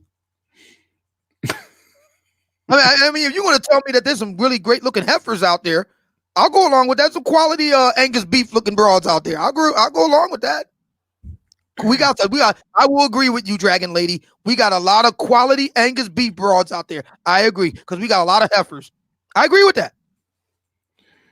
If that's what she means by quality, I agree. We got some quality Angus beef broads out there. I agree. We got a lot of heifers. We got a lot of heifers in Black America. So we got some quality Angus beef. I agree with that. Yeah, she's referring to the 3 quality. Every guys are juggling 3 or 4 women, and all of those women are quality. But no woman would put herself. That's impossible to juggle. It's impossible to juggle most Black women. Unless you like The Rock. There was a commercial I saw with The Rock, and he had his arms out, and he had these big tires on his arms. Anybody see this commercial? He had a commercial where he had this ad where he's standing there, and he just got his arms out, and he put a whole bunch of tires on his arm. Now, if you a dude like that, you might be able to juggle the average Black woman, but most Black men cannot juggle the average Black. That's impossible. Yoda with the Force could not do that. Okay?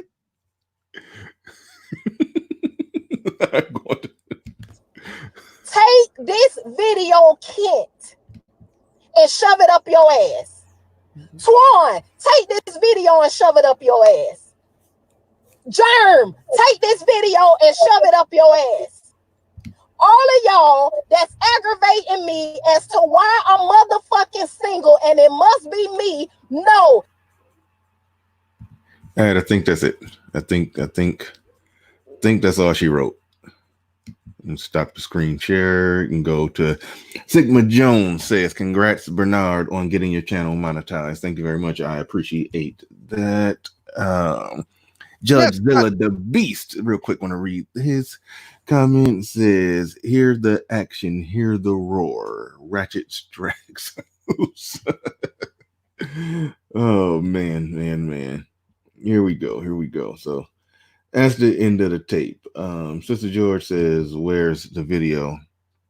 I think she want to do content, caping for it. Oh, I'm pretty sure she'll have something to say about it on the next episode of the breakdown. I welcome their commentary. Now let's get back to our good friend Mr. Tony Maceo, because he's saying he's pointing out the fetishes. What fetish? You mean the fetish that a lot of black women have for the big juicy cock? You mean that fetish? What fetish would that be? My position is that black female fuckery is universal. It is no respecter of socioeconomic status. That's been proven this week with Miss Nicole Ari Parker, QED. I haven't really seen that. Okay, this is the first comment from Tony Mason that I actually saw. I haven't heard what he's saying. So is his implication is that we're attracted to and we like this woman? Was that what he's arguing? Yeah, that's his argument. We're talking about him because we secretly desire them. Well, okay. How do you explain Nicole Ari Parker then? How do you explain Ayesha Curry? I thought Ayesha Curry was quite attractive. And from what I've read about her background, she is not from the hood. She is not ratchet. I just don't understand the logic behind, if we're analyzing something that a woman is saying, and we're more so analyzing the culture here. If I wanted to do content on this and talk about it before I even knew what she looked like. When you played the video, when you played it on your channel, it was just audio. I had no idea what she looked like. Didn't care what she looked like. I was only analyzing what she was saying. And when you asked me today, did I want to play it? All I said was no. I initially said, yeah, just play it from your channel. So I didn't even want to see her. I didn't physically want to see her at all. You know, I was laughing because I could listen how she sounded, tell that she wasn't a dime, because she said, because I'm a dime even during quarantine. I knew that wasn't true, but I didn't even need to see her I didn't even need to see her to confirm it. Unless you think dragons from Game of Thrones is your idea of a dime. Yeah, but so it's not about how she looked. It's about what she's saying, and it's about the culture as a whole that we criticize and we analyze. And so I don't. Does the idea for the dragon broad that might breathe fire on you while you hitting it from the back entice you? Yeah, I don't understand people that make the argument that that's so enticing. Yeah. I mean, I don't kill it with fire. Kill it. All right, let me read. Spartacus Jackson sent another super chat. Thank you very much. I appreciate that. She's frustrated because she wants a man with a big D and money to be faithful to her. She wants a so-called faithful alpha. This isn't the first time I've heard women voice this. Open hypergamy. Good points. Let's see. My man, brother Xavier from the Prophet of Thought series says, peace and congrats on the channel. Here's $1 for every kid this chick probably has. $1 for every kid this chick probably has while she cries about men. These old mamas. Yep. And the idea that Ayesha Curry and Nicole Ari Parker are exceptions to the rule. I guess Tina Knowles is an exception to the rule too. I mean, we just keep getting all these exceptions to the rule, just dropping out of the sky, just falling out of the closet. They're all exceptional. No, it's just the black manosphere is fixated on hood rats. Don't pay attention. Don't believe your lying eyes, fellas. There's nothing to see here. These aren't the droids that you're looking for. Move along.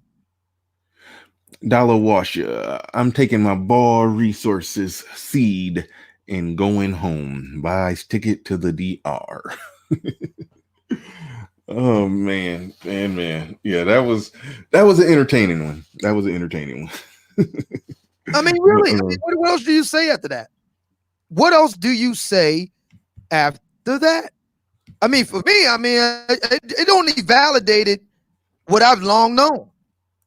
This is something that's across the board. Yeah, matter of fact, you know something? Black women don't even try. It is interesting. And I talked about this recently on my podcast. I've noticed over the past 5 years that I've been doing this. Early on, when I say early on, within the first few years, black women were fighting tooth and nail. I mean, to the point where they were putting up change.org petitions and had organized hit lists to get rid of us on the YouTube and Facebook and all the rest of it. But black women have gotten real quiet of late. Early on, they were the main ones that were fighting tooth and nail. The main ones fighting tooth and nail now are other black guys. That tells you something. Black women no longer attempt to debate the point because it's unassailable. You can't get around it. So it does make you wonder, why are these guys fighting tooth and nail if black women themselves no longer do it? I don't get it. I do not get it. Let's look at what happened here with this video. This chick, she's talking shit about men making excuses for her bad choices. You look at Nicole Ari Parker. She was blaming lack of romance, or they don't do date night anymore, which I don't believe, because like I said before on the last show, I was married and we went to dinner and movies all the time. But once a woman gets used to you doing something over time, then now you ain't doing shit. She's gotten used to it.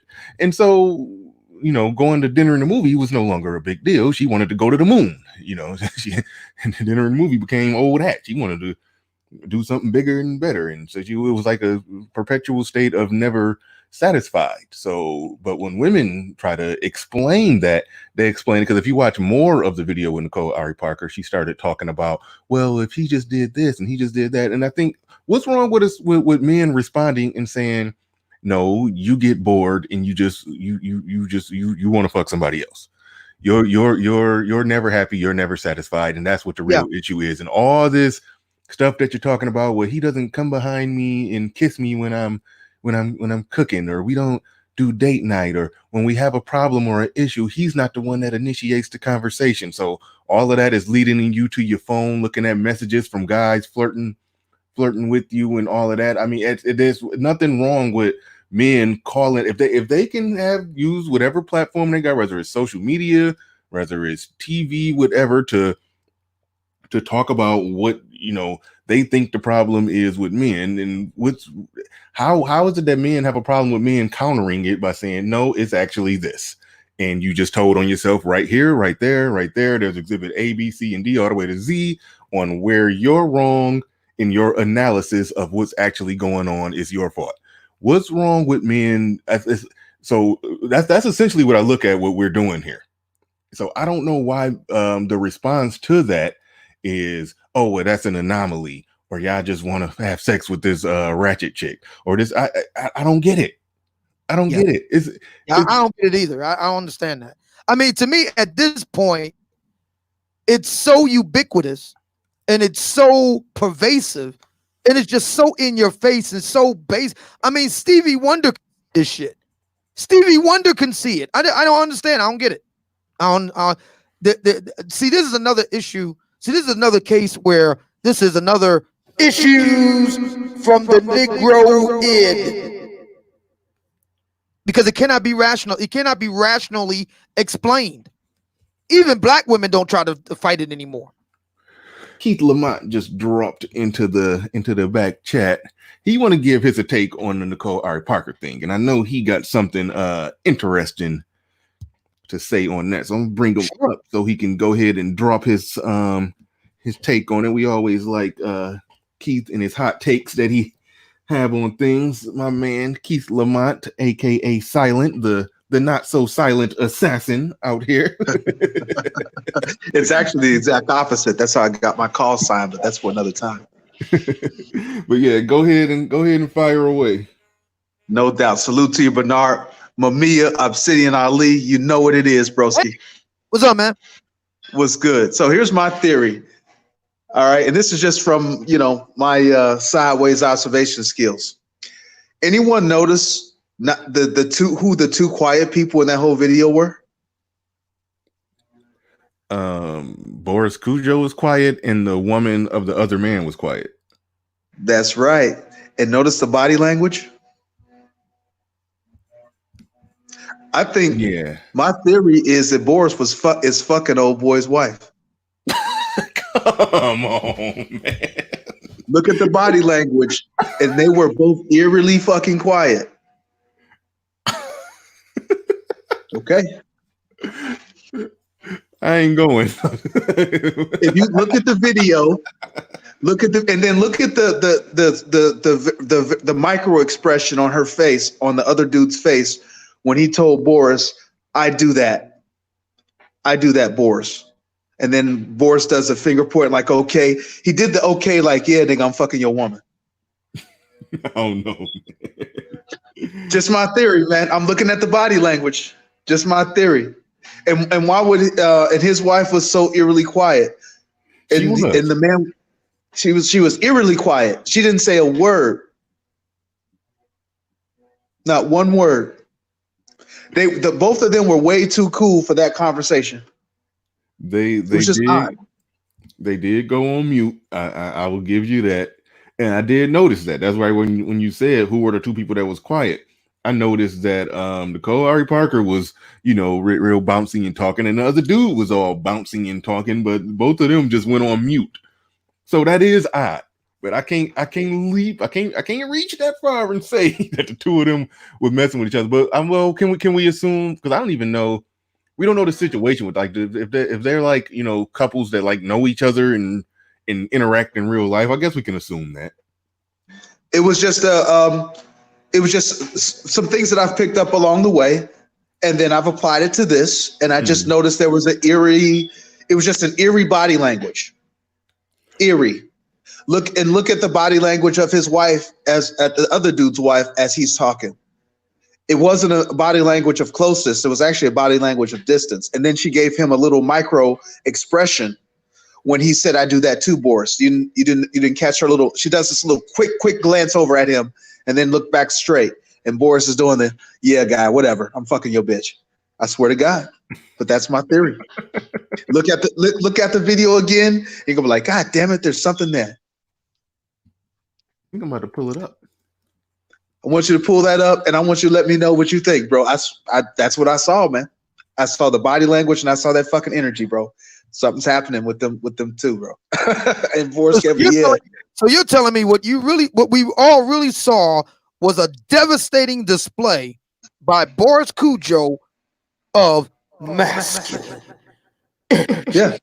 Did you see the don't give a fuck on his face? He was sipping his champagne thinking about his side chick, bro. He gave no fucks. I guess we'll go back to the instant replay. We got to get the judges on this one, and we'll look at it. And maybe you're right. Maybe you got 60% of the time I'm right. 80% of the time. Man, something is weird. Something weird is going on here. I think they did a clean sweep of all the evidence because I can't even find the video. I type in their name and all I'm getting is old stuff from, stuff that came I just out. wanted to give my 2 cents. I got to jump back to the home office, fellas. It's always good. Obsidian, you know what it is, player. Bernard, I'm loving what you're doing with your channel, bro. All right. Thanks, man. Appreciate it. Yeah, I can't even find the tape. I'm looking through YouTube. If somebody got it, send it to me. We'll give it another review. We'll give it another viewing. But yeah, I can't even see it on there. I've been told via email that Delicious. I don't know if you know. I think I heard you say you don't know who that is. That's one of the. I'm not familiar with her. What you said? Yeah, she was even though Tony swears up and down that I'm secretly lusting after hood rat chicks. I have no idea who Delicious. I've heard the name. If she was to walk by me, I wouldn't know it. She was a Flavor of Love model turned, not Flavor of Love model. She was one of the participants, contestants, whatever you call it on Flavor of Love. Oh, I see. And then she, I don't know. I guess when the gram came out, she, went on there. Looked like she had some surgeries. I mean, she got her body, looking nice and good, and she got like 2 million something followers on Instagram. So she just went from that, became Instagram model, and so forth and so on. And she married one of one of the Central Park 5. I forgot the name of the shit. One of the guys that just recently got out of jail. The whatever the Park 5, the guys. You know what I'm talking about with that, right? Park 5, yeah. Yeah, okay. Yeah, so she just got with and got proposed to by one of those, or married one of those guys after they got a payout, so to speak. she got the bag, secured the bag or whatever with that. But now, lo and behold, not even a month after the announcement, she's already allegedly done something disrespectful that somebody sent me through email. So I'm gonna look that up, and we'll probably play that live and view it, going forward from there. Fellas, let's get the likes up. We got 312 people watching, if I'm not mistaken. No, Yes. 120 likes. So let's get these likes up. Let me read what Truth Seeker. Let me read what Truth Seeker got to say here. Black woman, unless they've been trained by a man or woman of substance, are all ratchet. Six-figure black women think the same way. Let's stop this separating of them by their degrees and accent. And also, my man, though, thank you for your comment and thank you for the super chat. Greatly appreciate that. And also want to go and say, I think I'm missing somebody. Okay, Black Wolf. Black Wolf says, good time to be a grown man. Please ask Obsidian to say, Shazam, bitches. Shazam. Oh, man. My pleasure. Shazam, bitches. Shazam. Right on. Let's see what else we got here. We got Archer, formerly known as Archer J, but as Archer ain't shit right now. I think he wanted to give his take on the Nicole Ari Parker thing or something of the sort. So while I look up that video, the new information coming through on Delicious, I'm gonna pass the mic to Archer and see what you got on. What's up? Good morning. What you got for us? How's it going, fam? Going good. Man. Going good. Hey, that was some hard shit to watch. That was boy.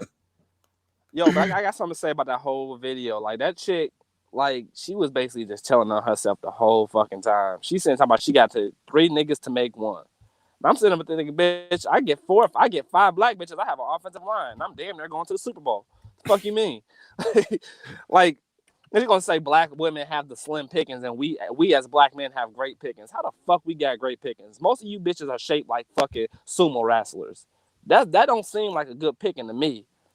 That ain't good pickings. Like 80% of black women are obese. Then you got the 20% that's not obese, half of them being ratchet. That's like 90% of black women being terrible pickings. Now what? Now how do you explain? But how do you explain this woman in particular? Because she's obviously not overweight. Many critics will say, well, all right, well, she ain't overweight. So what do you got to say about that, Archer J? Well, I got to say she's a fucking ratchet gremlin. I mean, she looks just like one of the fucking gremlins off Lord of the Rings. Like, what the fuck you mean? Like, she's getting the type of men that approach her. At the end of the day, black men approach the women that's in their class, and she's getting what's in her lane, and she's basically complaining about her lane. Her lane ain't that good. Well, I agree with that. I agree, man. One of the first comments, if you go over to Facebook, the very comment that followed this, brother, I read it on the air. He said the same thing. Baby girl, you're not staying in your lane. Now, what's interesting to me is when we have these conversations, brothers are told all the time to stay in your lane. She's out of your league. Right. But no one ever tells women to stay in their lane. Yeah. No one ever tells women to stay in their lane. Because black women don't believe they have a lane. They can be as delusional as they want. No one will tell them, sis, girlfriend, he's out of your league. You can't get. I mean, she honestly got up there and told everybody, told the whole world that in her mind, in her little heart of hearts, she believes she's a 10. That's right. Yeah, and the type of guy that she was describing that she thinks she's supposed to get, she basically described a 10. Yeah. But like I was saying, even with a woman like that, when you said those are the type of guys in her lane, well, if she act right and didn't talk if she didn't have that whole body language cadence of speaking and overall disposition and just had her head on straight, she's a generous average 5 in the middle.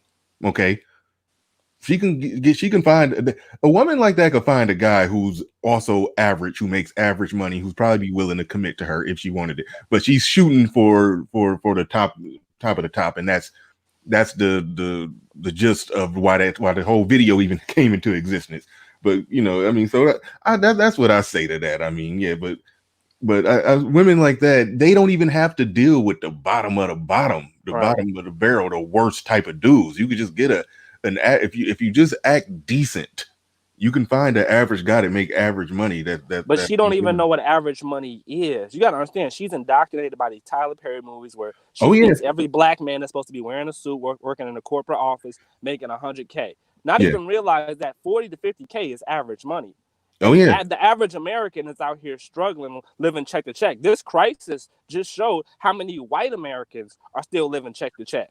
Yeah, like so, black women are delusional. They're delusional about what average money looks like, what's happening in the economy, the ups and downs of the economy, the stock market. They're delusional about all of that shit. They're delusional about what's happening on the other side. They have this complex where they believe the grass is greener with other races of women. When they don't understand the economics of anything, all they understand is fucking E-News. They don't even watch real news. They just understand E-News. So they don't know shit about politics. They don't know shit about economics. So they can get a nigga that makes 50K in an area that where it doesn't even cost that much a living. But since that nigga's not balling out of control, they call him a broke nigga. Since he has to basically he's not even living check to check. He could be living, he could be living 3 months up, and they still won't consider him a quality man as far as income is concerned, because their version of making money is different than the reality of the world. Yeah.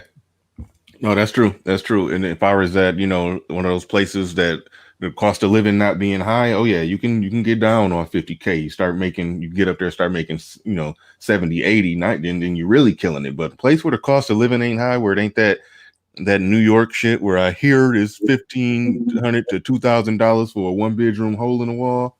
Like I said, out here where I live in a small town. My sister, she paying less than $700 for, paying rent at a little house with, 3 bedrooms and a basement. Like places like, depending on where you live, that 50K ain't bad at all. You can live off that in some places, but I understand it's a different ball game if you live in a big city. But Nerd did say that he found the Nicole Parker video. Okay. Did he drop it? Well, thank you for your super chat, Nuruddin. He said it's time to get those passports. Thank you, Scott Gardner. Thank you very much. Appreciate that. And let me scroll to the bottom. Drop that link again to the video. We're gonna get at another look. Thank you for letting me up, man. I'm about to jump off. I don't want to eat the show up, but great show, man. Great show. Oh yeah, thanks, man. Appreciate it. Let me see. Okay, look like Gab got it. All right, let's see. Do I even got the YouTube feed up? Damn, I'm going to have to change the title of this video, but I'm going to let it rock. Let it rock. All right, let's see. I'm clicking on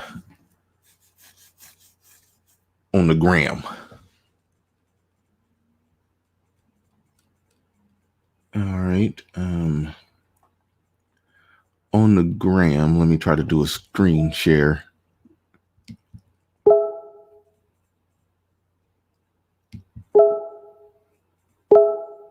Is that you making that beeping noise? No. Well, no, actually it is, because I got my Facebook open. Yeah. So yeah. I'm back on Facebook, y'all. You can check me out Facebook Live. That's not Facebook Live, Obsidian Radio Live. That's where you can find me on Facebook. Obsidian Radio Live on Facebook.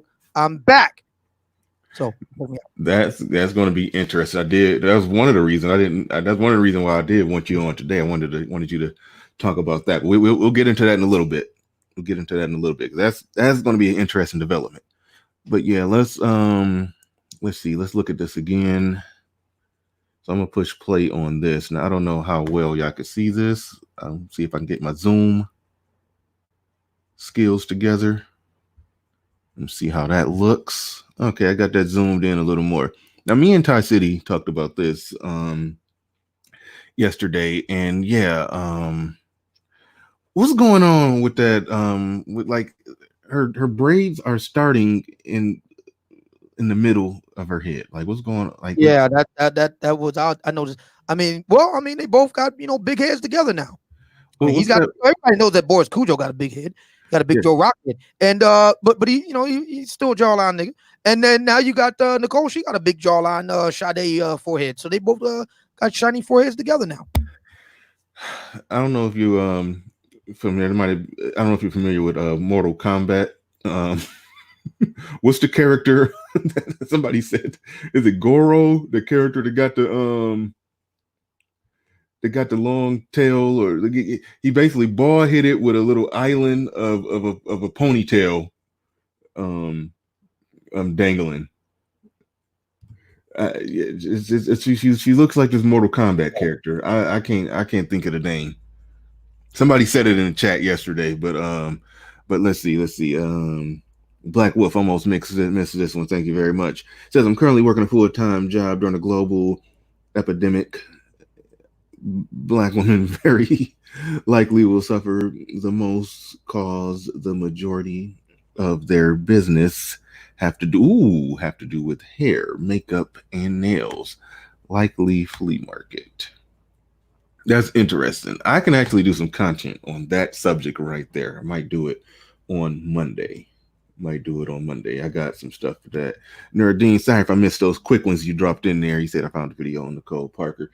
Don't mean to keep missing super chats. But yeah, we got to get the ball. We got to get the ball rolling on this video. But man, she just got the Stevie Wonder thing going on with the dreads. I mean, with the braids. I mean, it's bad. It's bad. She pulling up on the scene with her ceiling missing. It's all bad. Yeah. Anyway, all right, we're just gonna play ball.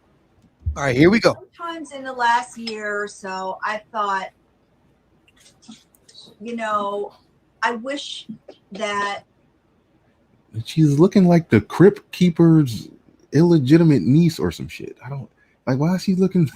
he was my boyfriend again. I don't necessarily want to be single, but I miss the single life. I miss the text messages for no reason. I miss the coming up from behind me when I'm scrambling eggs and just kissing me on the back of the neck. Like, I still do that, Boris. I still do that. Okay. I'm being general here, but I'm just saying that there's definitely a difference. There's the trappings of being single. Damn it! I wanted to rewind so I can look at the body language that Keith was talking about. This Instagram is kind of funny. I don't know if I can even rewind. All right, we're just gonna let it play. Okay, you two are really good-looking people, okay, and you're married, and we're married. There's people that flirt with you, and the part of the flirtation doesn't make you necessarily go wayward, but sometimes in the last year or so, I thought, I wish that he was my boyfriend again. I don't necessarily want to be single, but I miss the single life. I miss the text messages for no reason. I miss the coming up from behind me when I'm scrambling eggs and just kissing me on the back of the neck. Like, I still do that, Boris. I still do that. Okay. I'm being general here, but I'm just saying that the trappings. There's definitely a difference. There's the trappings of being single. Like, okay, you two are really good-looking people, okay, and you're married, and we're married. There's people that flirt with you, and the part of the flirtation doesn't make you necessarily go wayward, but sometimes in the last year or so, part of the flirtation that even makes you look at your phone or in your workspace is that they have like a freshness or a newness. And I personally believe that if you're in it for the long haul, that freshness and newness is still possible. If you talk about it, be like, look, I know we talk about date night. We need to go have a date night.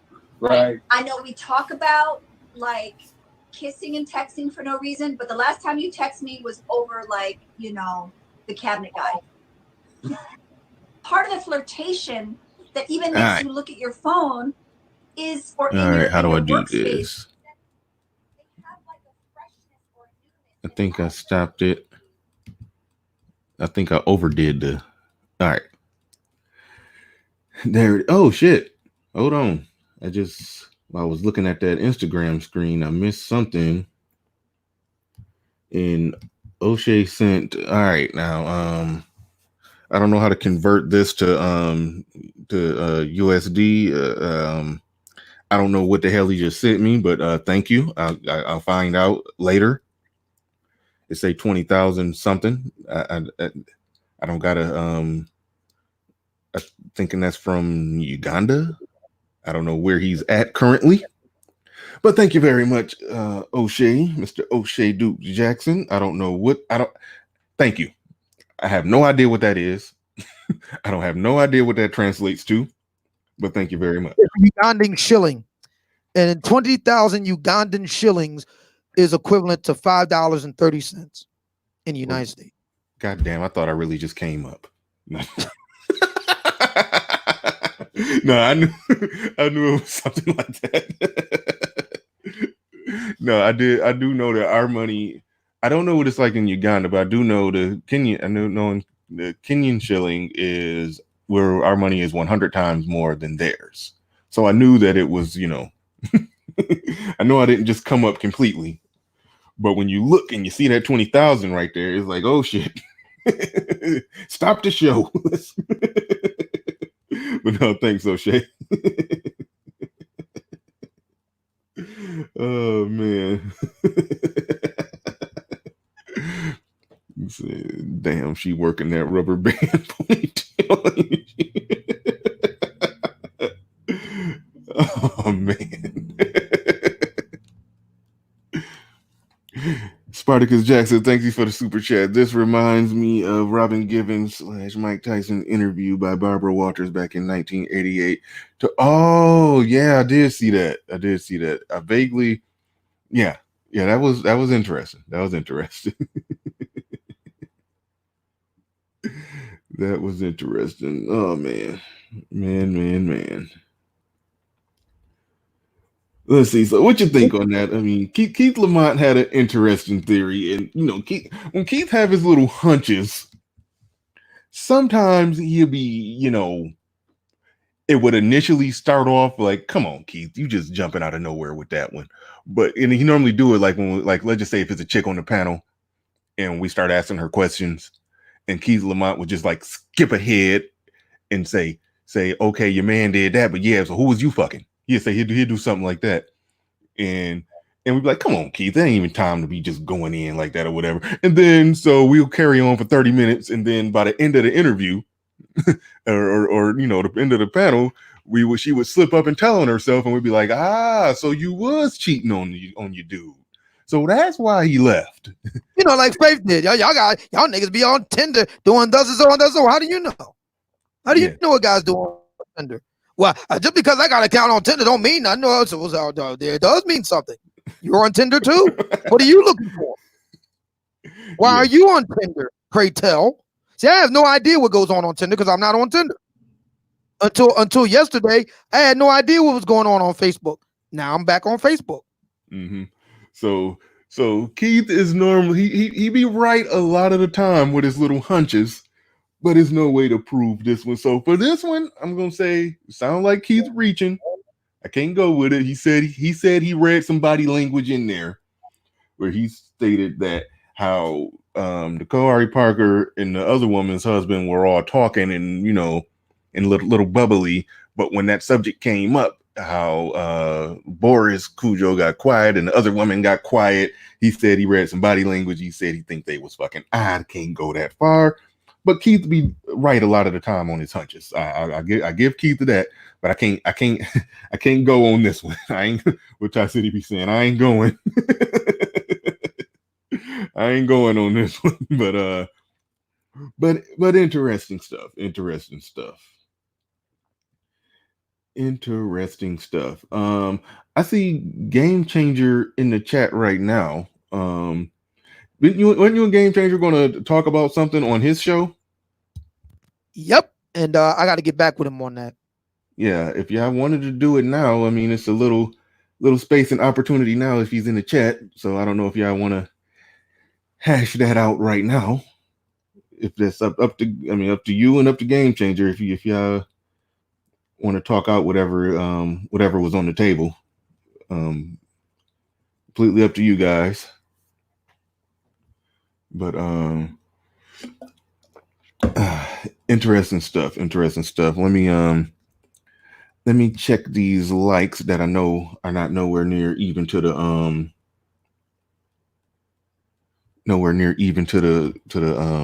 views. Got 320 people watching, 147 likes. We do got 7 thumbs down. So yeah, let's get these likes up. Let's get them up to at least 175. Let's do a little something. Do a little something with that. 200 likes would be nice. Let's do something.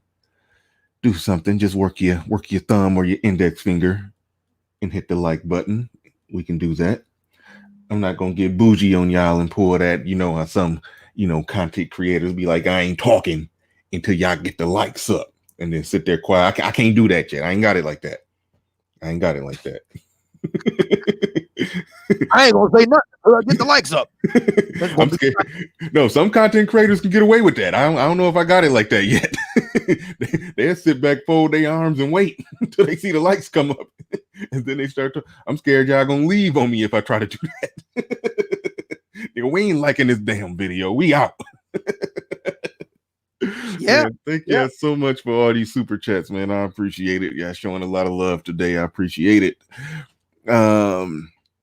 Any of you says, Bernard, I'm late to the chat. You have a big heart because you actually give this strag a 5 with that jawline. She's a 5. Come on, man. She's a be nice. She was a solid 5. Come on. Granted solid. Oh man. I think Game Changer replied, said he got to eat breakfast and whatnot. So there's that. Well, oh man, that was interesting. So, man, this was an entertaining. Oh yeah, the thing that they sent me about Delicious supposedly disrespecting her, man. The thing they sent me, it was something from Phil of Advice show. I'm not gonna play that clip, so I'll probably have to shelve that and listen to it later because Phil got 1 million subs. You can't just be playing somebody in this space that got 1 million subs videos without permission. I don't know how that works. I ain't trying to do nothing to get no dispute on my first monetized show. I'm glad the clip that y'all sent me came directly from Instagram, actually. So we're gonna see how this go and how this roll. But I'm probably gonna shut it down at 12 o'clock. I got some things that I can go do and take care of. Yes, Delicious. Her husband is a former member of the Central Park 5 that she got the bag on. Now I hear this girl's got a serious caboose. Oh yeah. Yeah, and she got it. She got it. Yeah, absolutely. Well, if anybody's got any videos of this woman, Delicious, I guess her name, or however she says it, if anybody's got any videos of her twerking or something like that, post it in the chat room. I'll give it a good look.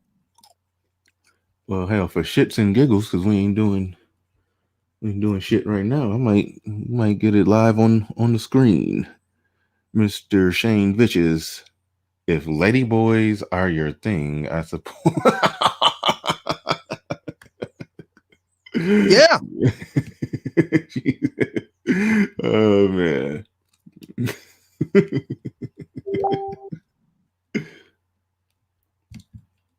Delicious. Yeah.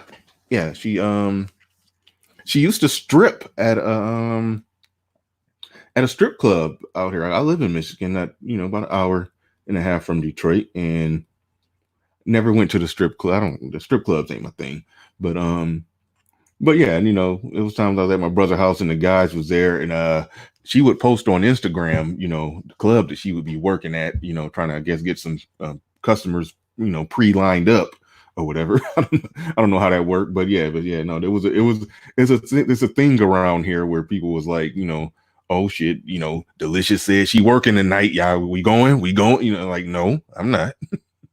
I ain't going. Yeah, I can go. Yeah, I want to see what all the hubbub is about. Yeah. Brandon said delicious is a 4 without. I think you mean without makeup. Well, you know what? She's gotten older, and her face looked like she's had some surgeries, and you know how they. I'm gonna try to get you. I'm trying to get it for you. Give me a second. Give me a second. I'm gonna try to go directly to her gram, and then share it on the screen.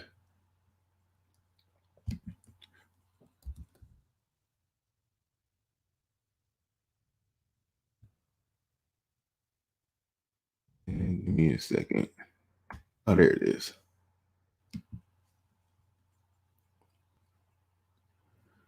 Now, let's see.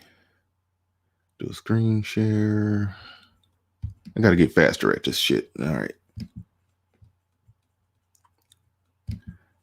And I don't know if she'd be really clowning on her Instagram like she used to. I think she more so, I think she's keeping it a little cleaner nowadays. But she, all right, so the screen share is in effect. So let's see. Let's see what happens here. Let's see what we got for you.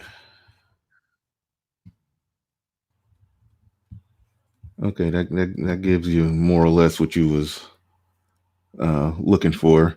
Rumor has it she paid for that, and among other assets. When she was on Flavor of Love, she had it, but it wasn't like that. You know, it was nothing like that. So rumor has it she paid for that, but you know, neither here nor there. But there it is. Yeah, no, not bad at all. Not bad at all. bad. And I think what you said. Okay, it's funny you should ask. It's in a video of her twerking. Funny you should ask. Let's get it. DJ Telly Tales. DJ Telly Tales. 5, 4, 3, 2, 1, let's go. Fuck it up. Fuck it up. Hey. Fuck it up. Fuck it up. Fuck it up. All right, let's go. Throw the ass in the circle. In a circle. Go best friend. Go best friend. Go best friend. Go best friend. Go best friend. Go best friend. Go best friend. Fuck it up. All right. Not gonna watch. Okay. Watch the whole thing. We're no perverts here. Not just playing. But anyway, Central Park guy. Yeah, that's the dude. That's the guy. That's the guy. She got engaged to. Or I don't know if they married yet or not. But it was a sort of a big deal on social media about that. I know O'Shea did some content on it, and it was like, you know, he you know, you had a hard life, you got out of prison, you got, you know, I think they, you know, got awarded, won the lawsuit, I don't know, got some money, I don't know the deal, but yeah, so it was almost like, okay, she's attractive, but dude, you gonna get with basically a known hoe that been de facto. Okay, can't prove that she been selling pussy on Instagram. We cannot prove that. We do know that she advertised pussy on Instagram. We don't know if she actually sold pussy on Instagram. We don't know if she's selling her ass on Instagram. We do know she advertising it on Instagram. And she worked at a strip club. And that's what did that. So it was a little controversial. Hard way to go because of her age. What'd you say? They're giving her a hard way to go because of her age. They're saying that that she's 42. Mm-hmm. And Anel, he was the one that turned me on to this whole situation with the Drogon chick. So I want to give a shout out to him. He says Delish was complaining about the Central Park 5 guy wanting to have sex too much when she doesn't. So she finally got the golden ticket guy to take care of her. Now she don't want to have sex. But I mean, what does he do for a living? No, okay, I understood it that they got some money from that situation. Oh, he just got a payout. Yeah, I think they just got a buyout. Yeah, payout. Yeah. Yeah, that was my understanding. Yeah, the chat can correct me if I'm wrong. But my understanding was that they just got a buyout. He doesn't do anything of his own free will. I mean, in other words, he's not like a self-made man or anything like that. Mm. He just got a payday. Yeah, he got a payday and went and bought. Shout out to Mark Grande. He got a payday and he went and bought Delicious. Yeah, he bought some. So they're saying some expired vagina. That's that's that's the story out there on. Yeah, They're saying he got somewhere between 4 and 5 million in the Central Park 5 case. All right, so you know, and he so he I mean, he's got serious seed money to where he can do whatever. Mm-hmm. He's got some serious seed money to where he can do whatever. And hey, God bless him. But I really don't have. I mean, I don't know about this particular situation everybody's talking about. But as far as him just being able to, hey, I ain't got a problem with him. You know, getting his you know, buying the chick. I mean, hey. Yeah, no. Me either. I ain't gonna knock him for that. Me either. But I mean, you know, in this space, a lot of people are going to say, "Dude, okay, you just got the $5 million payout, and you went and got 40 something you don't honestly washed up. Oh, you got a 40. He spent millions on her, do you? What'd you say?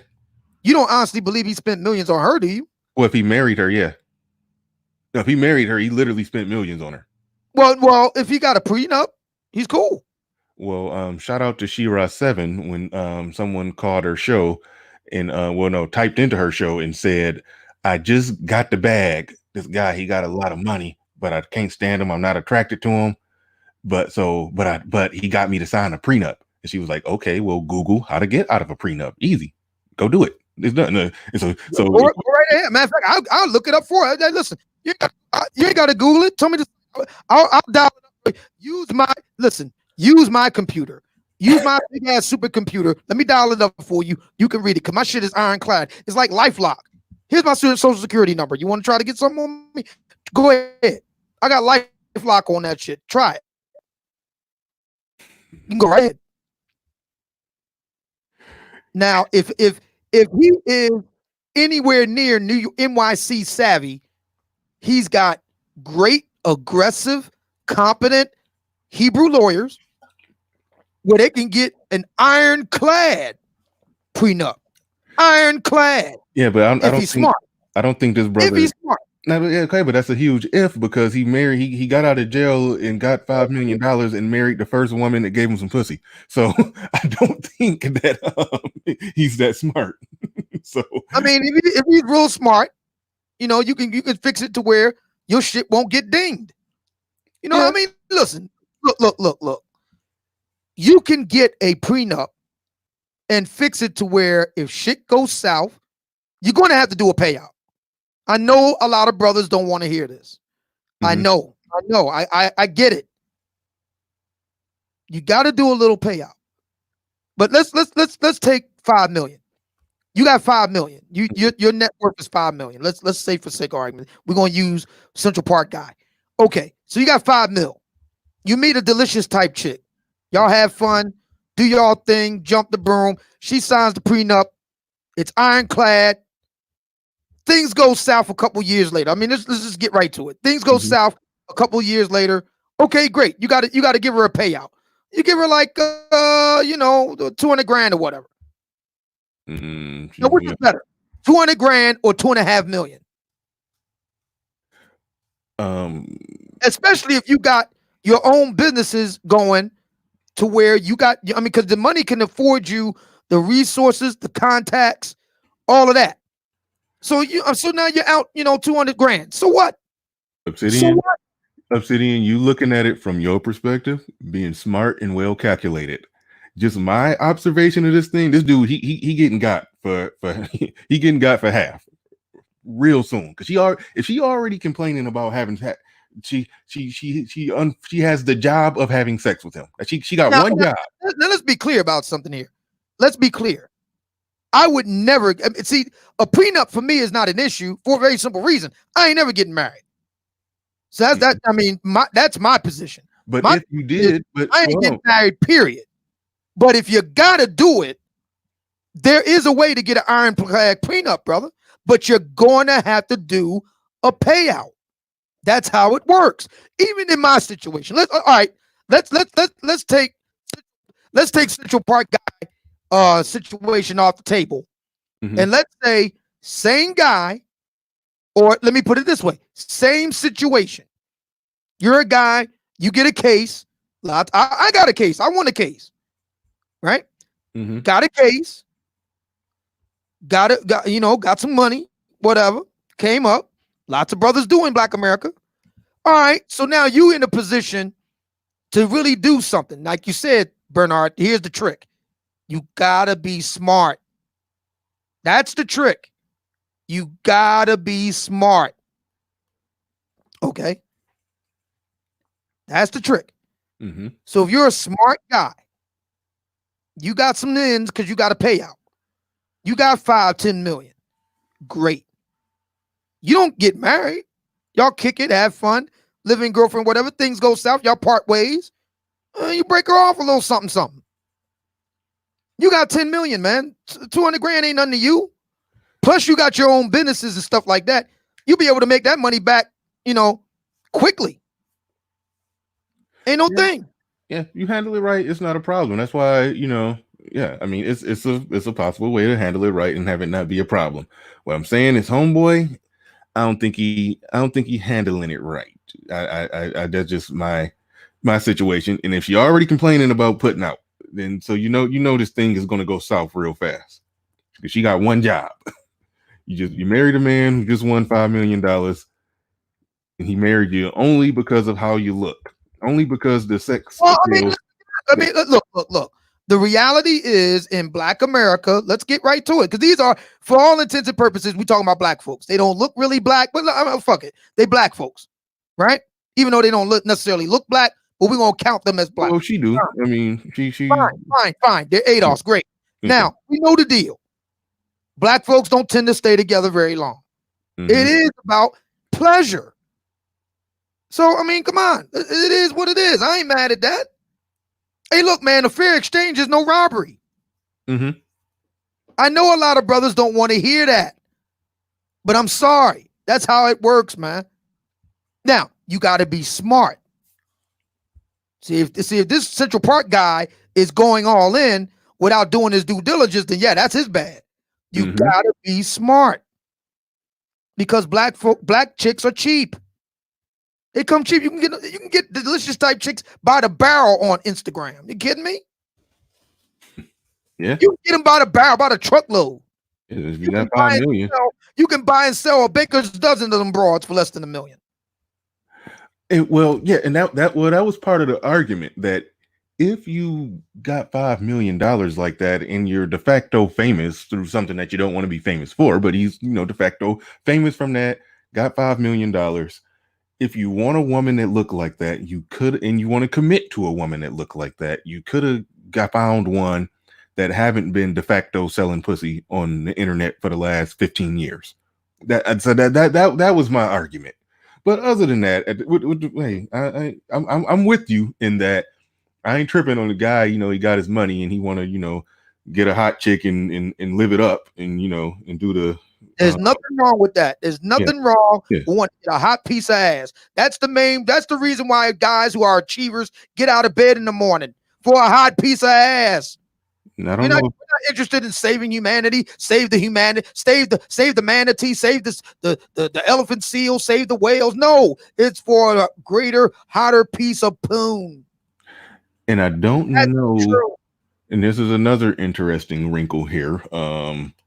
Don't know if that's her daughter, so I don't know if he's getting his cleanup man on either. I don't know. I see kids. Let's look at that. Let's look at that. Mm-hmm. So how many chicks like Delicious on Instagram got kids? I mean, let's be honest here. She's in her 40s. Come on. We're talking about women in there, let's say 30 to 50. How many of them got kids? Most, I would say. Exactly. I would say well over 51%. Well over that. So, I mean, come on, man. I mean, now, if you want to do a Marco Grande type of deal and take it to Cartagena and only deal with chicks no older than 25 with no kids, I got no problem with that. I'm with you. Yeah. Matter of fact, down there, you can get them broads by the plane load. They so cheap. So hey, that's how you roll. I'm with you. I'm just being pragmatic. See, right there. I'm just being pragmatic.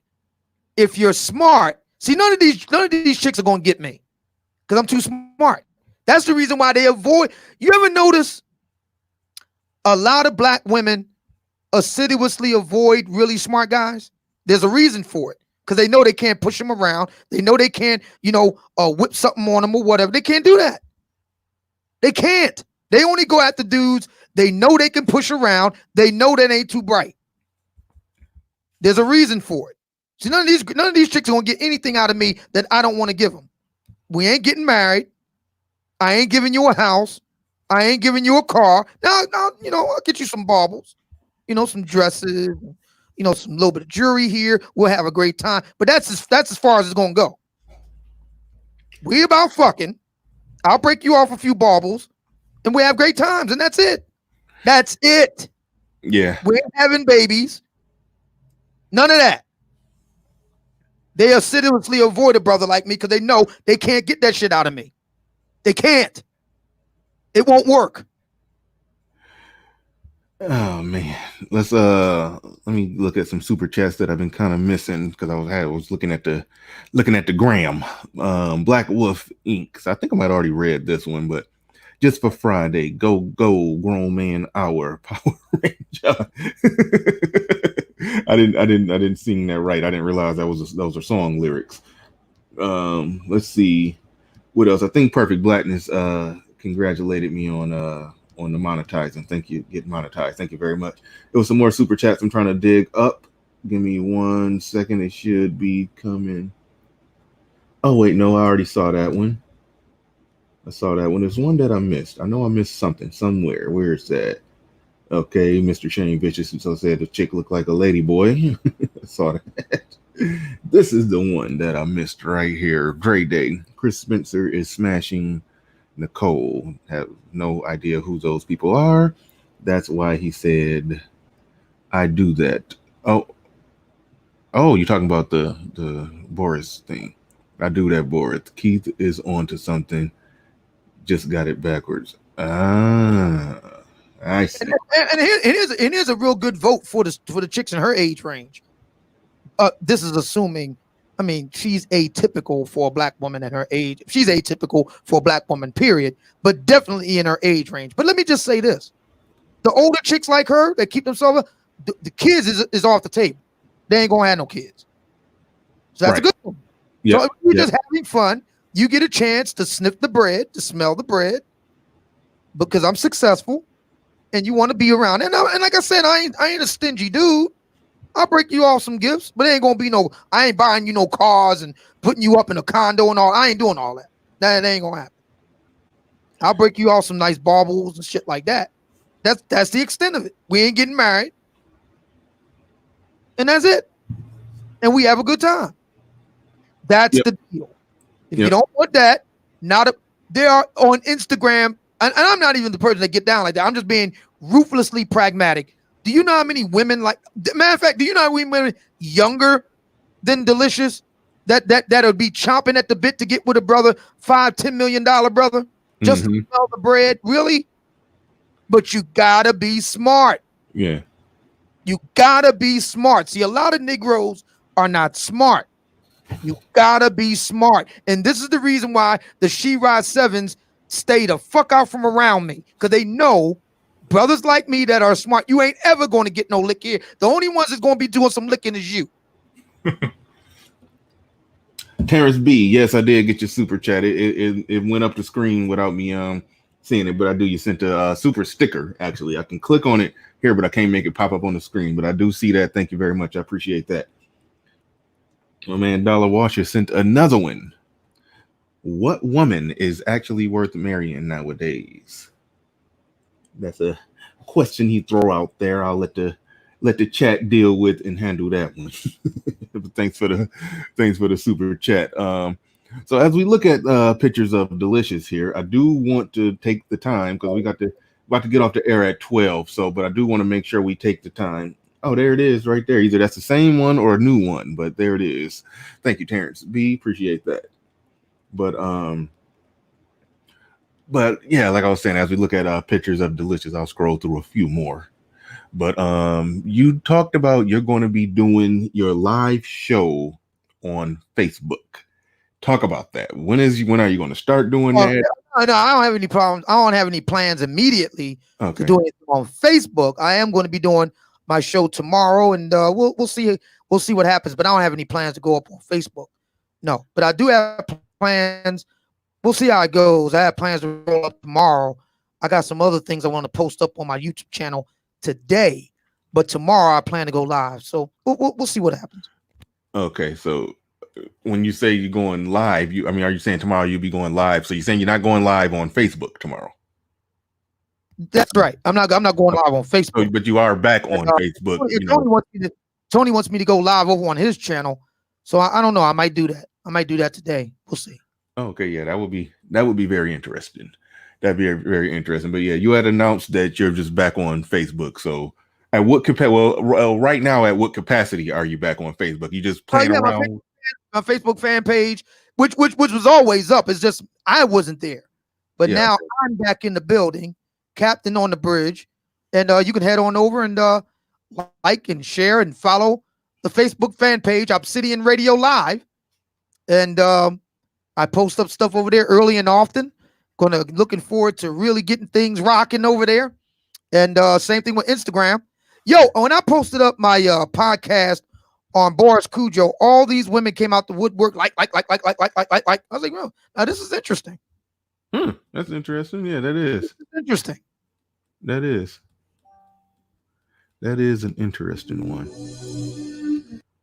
That is an interesting one.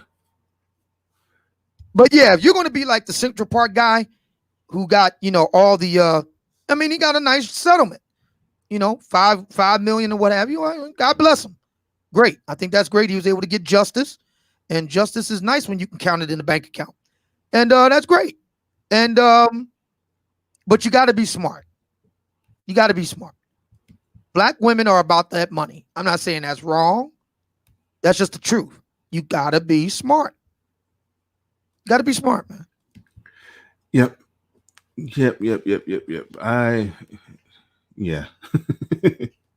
There's nothing wrong with wanting to have a good time with a hot chick. You just got to be smart about it. Yeah, but I don't think this guy. Hold on. How do I get the sound to go away? I wanted to listen to it without the sound. But yeah, I can get the sound to go away on that one. But yeah, no, I don't think he's being smart. I just don't. But I think it was fair. I think it was fair analysis. I can tell you this. No way in Hades, if I'm getting married and engaged, what we just saw there on the screen, that's got to go. Right. Absolutely. If we're gonna be jumping brooms and shit, that's got to go. Matter of fact, her social media got to go. Yeah, and that's shit, what's going on there? But that's sort of the all that got to go dark 030. That's all got to be dark. Mm-hmm. And that was a lot of the argument that a lot of people was making, that if she basically been selling and advertising. Oh no, they were married during this little skit right here. So if she's basically selling and advertising her ass on the internet, and you're the one then paid, retail price for that ass. Yeah. And she complaining about about having to give it to you. All that got to go. All that's done. Done. Yeah. And as a matter of fact, see, I'm the type of brother that will stipulate that in the marital contract, mm-hmm. in the prenuptial agreement. You will not be on social media, and any evidence of you being on social media at any time during our length of our marriage is grounds for divorce. That's the deal. Mm-hmm. That's the deal. Yeah. Yeah, but his literal or metaphorical pimp hand ain't strong. I mean, all of that is for my consumption now, mm-hmm. not for everybody else's. Yeah. Yeah. I mean, she got it's funny. They got the bag, but she still wants she got the bag, she got married, she still want that whore attention, still need it, can't let it go. Can't let it go. Gotta have the inboxes, the comments, the likes, and all of that. She ain't not giving all that up. This is her, I'm using air quotes. This is her career, but so she can't. I mean, see, that's what I'm starting to think. Yeah, the brother might be y'all might be on to something. Central Park 5 guy may not be very smart. No, he not. He may not be. We'll see. How things roll. But a businessman like me, there's certain things that I got to do things a certain way. Let's put it like that. And any woman I deal with, discretion is a major factor. And this broad is not discreet. But then again, to be fair, not to beat up too much on her, because let's face it, the vast majority of black women ain't discreet. They're not. Yeah, her putting out a shingle advertising drew in a $5 million man. So hey, you can't knock her. Her lack of discretion in her advertisement is what he wouldn't have been able to find her if she hadn't been advertising for the last 10 years. Oh, we got another faceless wonder in the peanut gallery. Uh-oh. Faceless Eric Boyd says, yeah, like some broad gonna take you serious, Obsidian. Where the broads at when I'm on the air? All of a sudden now they real quiet. Obsidian done got his swagger back, done got cleaned up, dropping truth bombs like a motherfucker. All these sorties of truth, where they at? Where all the black women at? Where all the smoke? Where they at? It take me serious as a motherfucking heart attack, and you can tell by their conspicuous silence. Next. Well, all right, we done made it to 12 o'clock. I do want to thank everybody who came in. This was my first day officially monetized, and y'all hit the super chats like crazy. I ain't even counting my own money right now. I don't even know what it is or what it came out to, but I had to come out to a lot. A lot of people sent super chats, got a cash apps in the back, and look, I appreciate every last one of y'all. Like I said in the community tab, anybody who ever watched, liked, shared, subscribed, joined the panel, silently hate watched, disagreed, dropped a comment, I don't know, if you did anything to participate in the growth of this channel at the smallest bit, the least bit, the most, all of y'all, thank you very much. I appreciate this and try to keep this thing going. We're going to keep it rolling, and I will see all of you on what's today? Today's Friday. I don't even know what today it is. I'm going to see all of you on Monday, most likely at 9 a.m. Thank you very much. I appreciate all of you. Thank you. Obsidian, final words. I think I know what they'll be. Go ahead. Final words, Obsidian. My final words for the day at 11:59 a.m. is this. One moment. This is my final words for the day right here. And now a word from our sponsor. This exciting episode of Obsidian Radio comes courtesy of the Dumb Division flashcard game. From the makers of the Real Lil Nigga home chemistry set comes the children's game that's taking the world by storm. The Dumb Division flashcard game. Hi, baby mamas. Your little niggas driving you crazy during this time of the Rona? Sitting them in front of the TV for 12 hours a day just isn't doing the trick. Those little rugrats getting in the way of your personal life. After all, baby mamas need love too, right? Well, not to worry, because here comes the Dumb Division flashcard game. That's right, baby mamas. The Dumb Division flashcard game.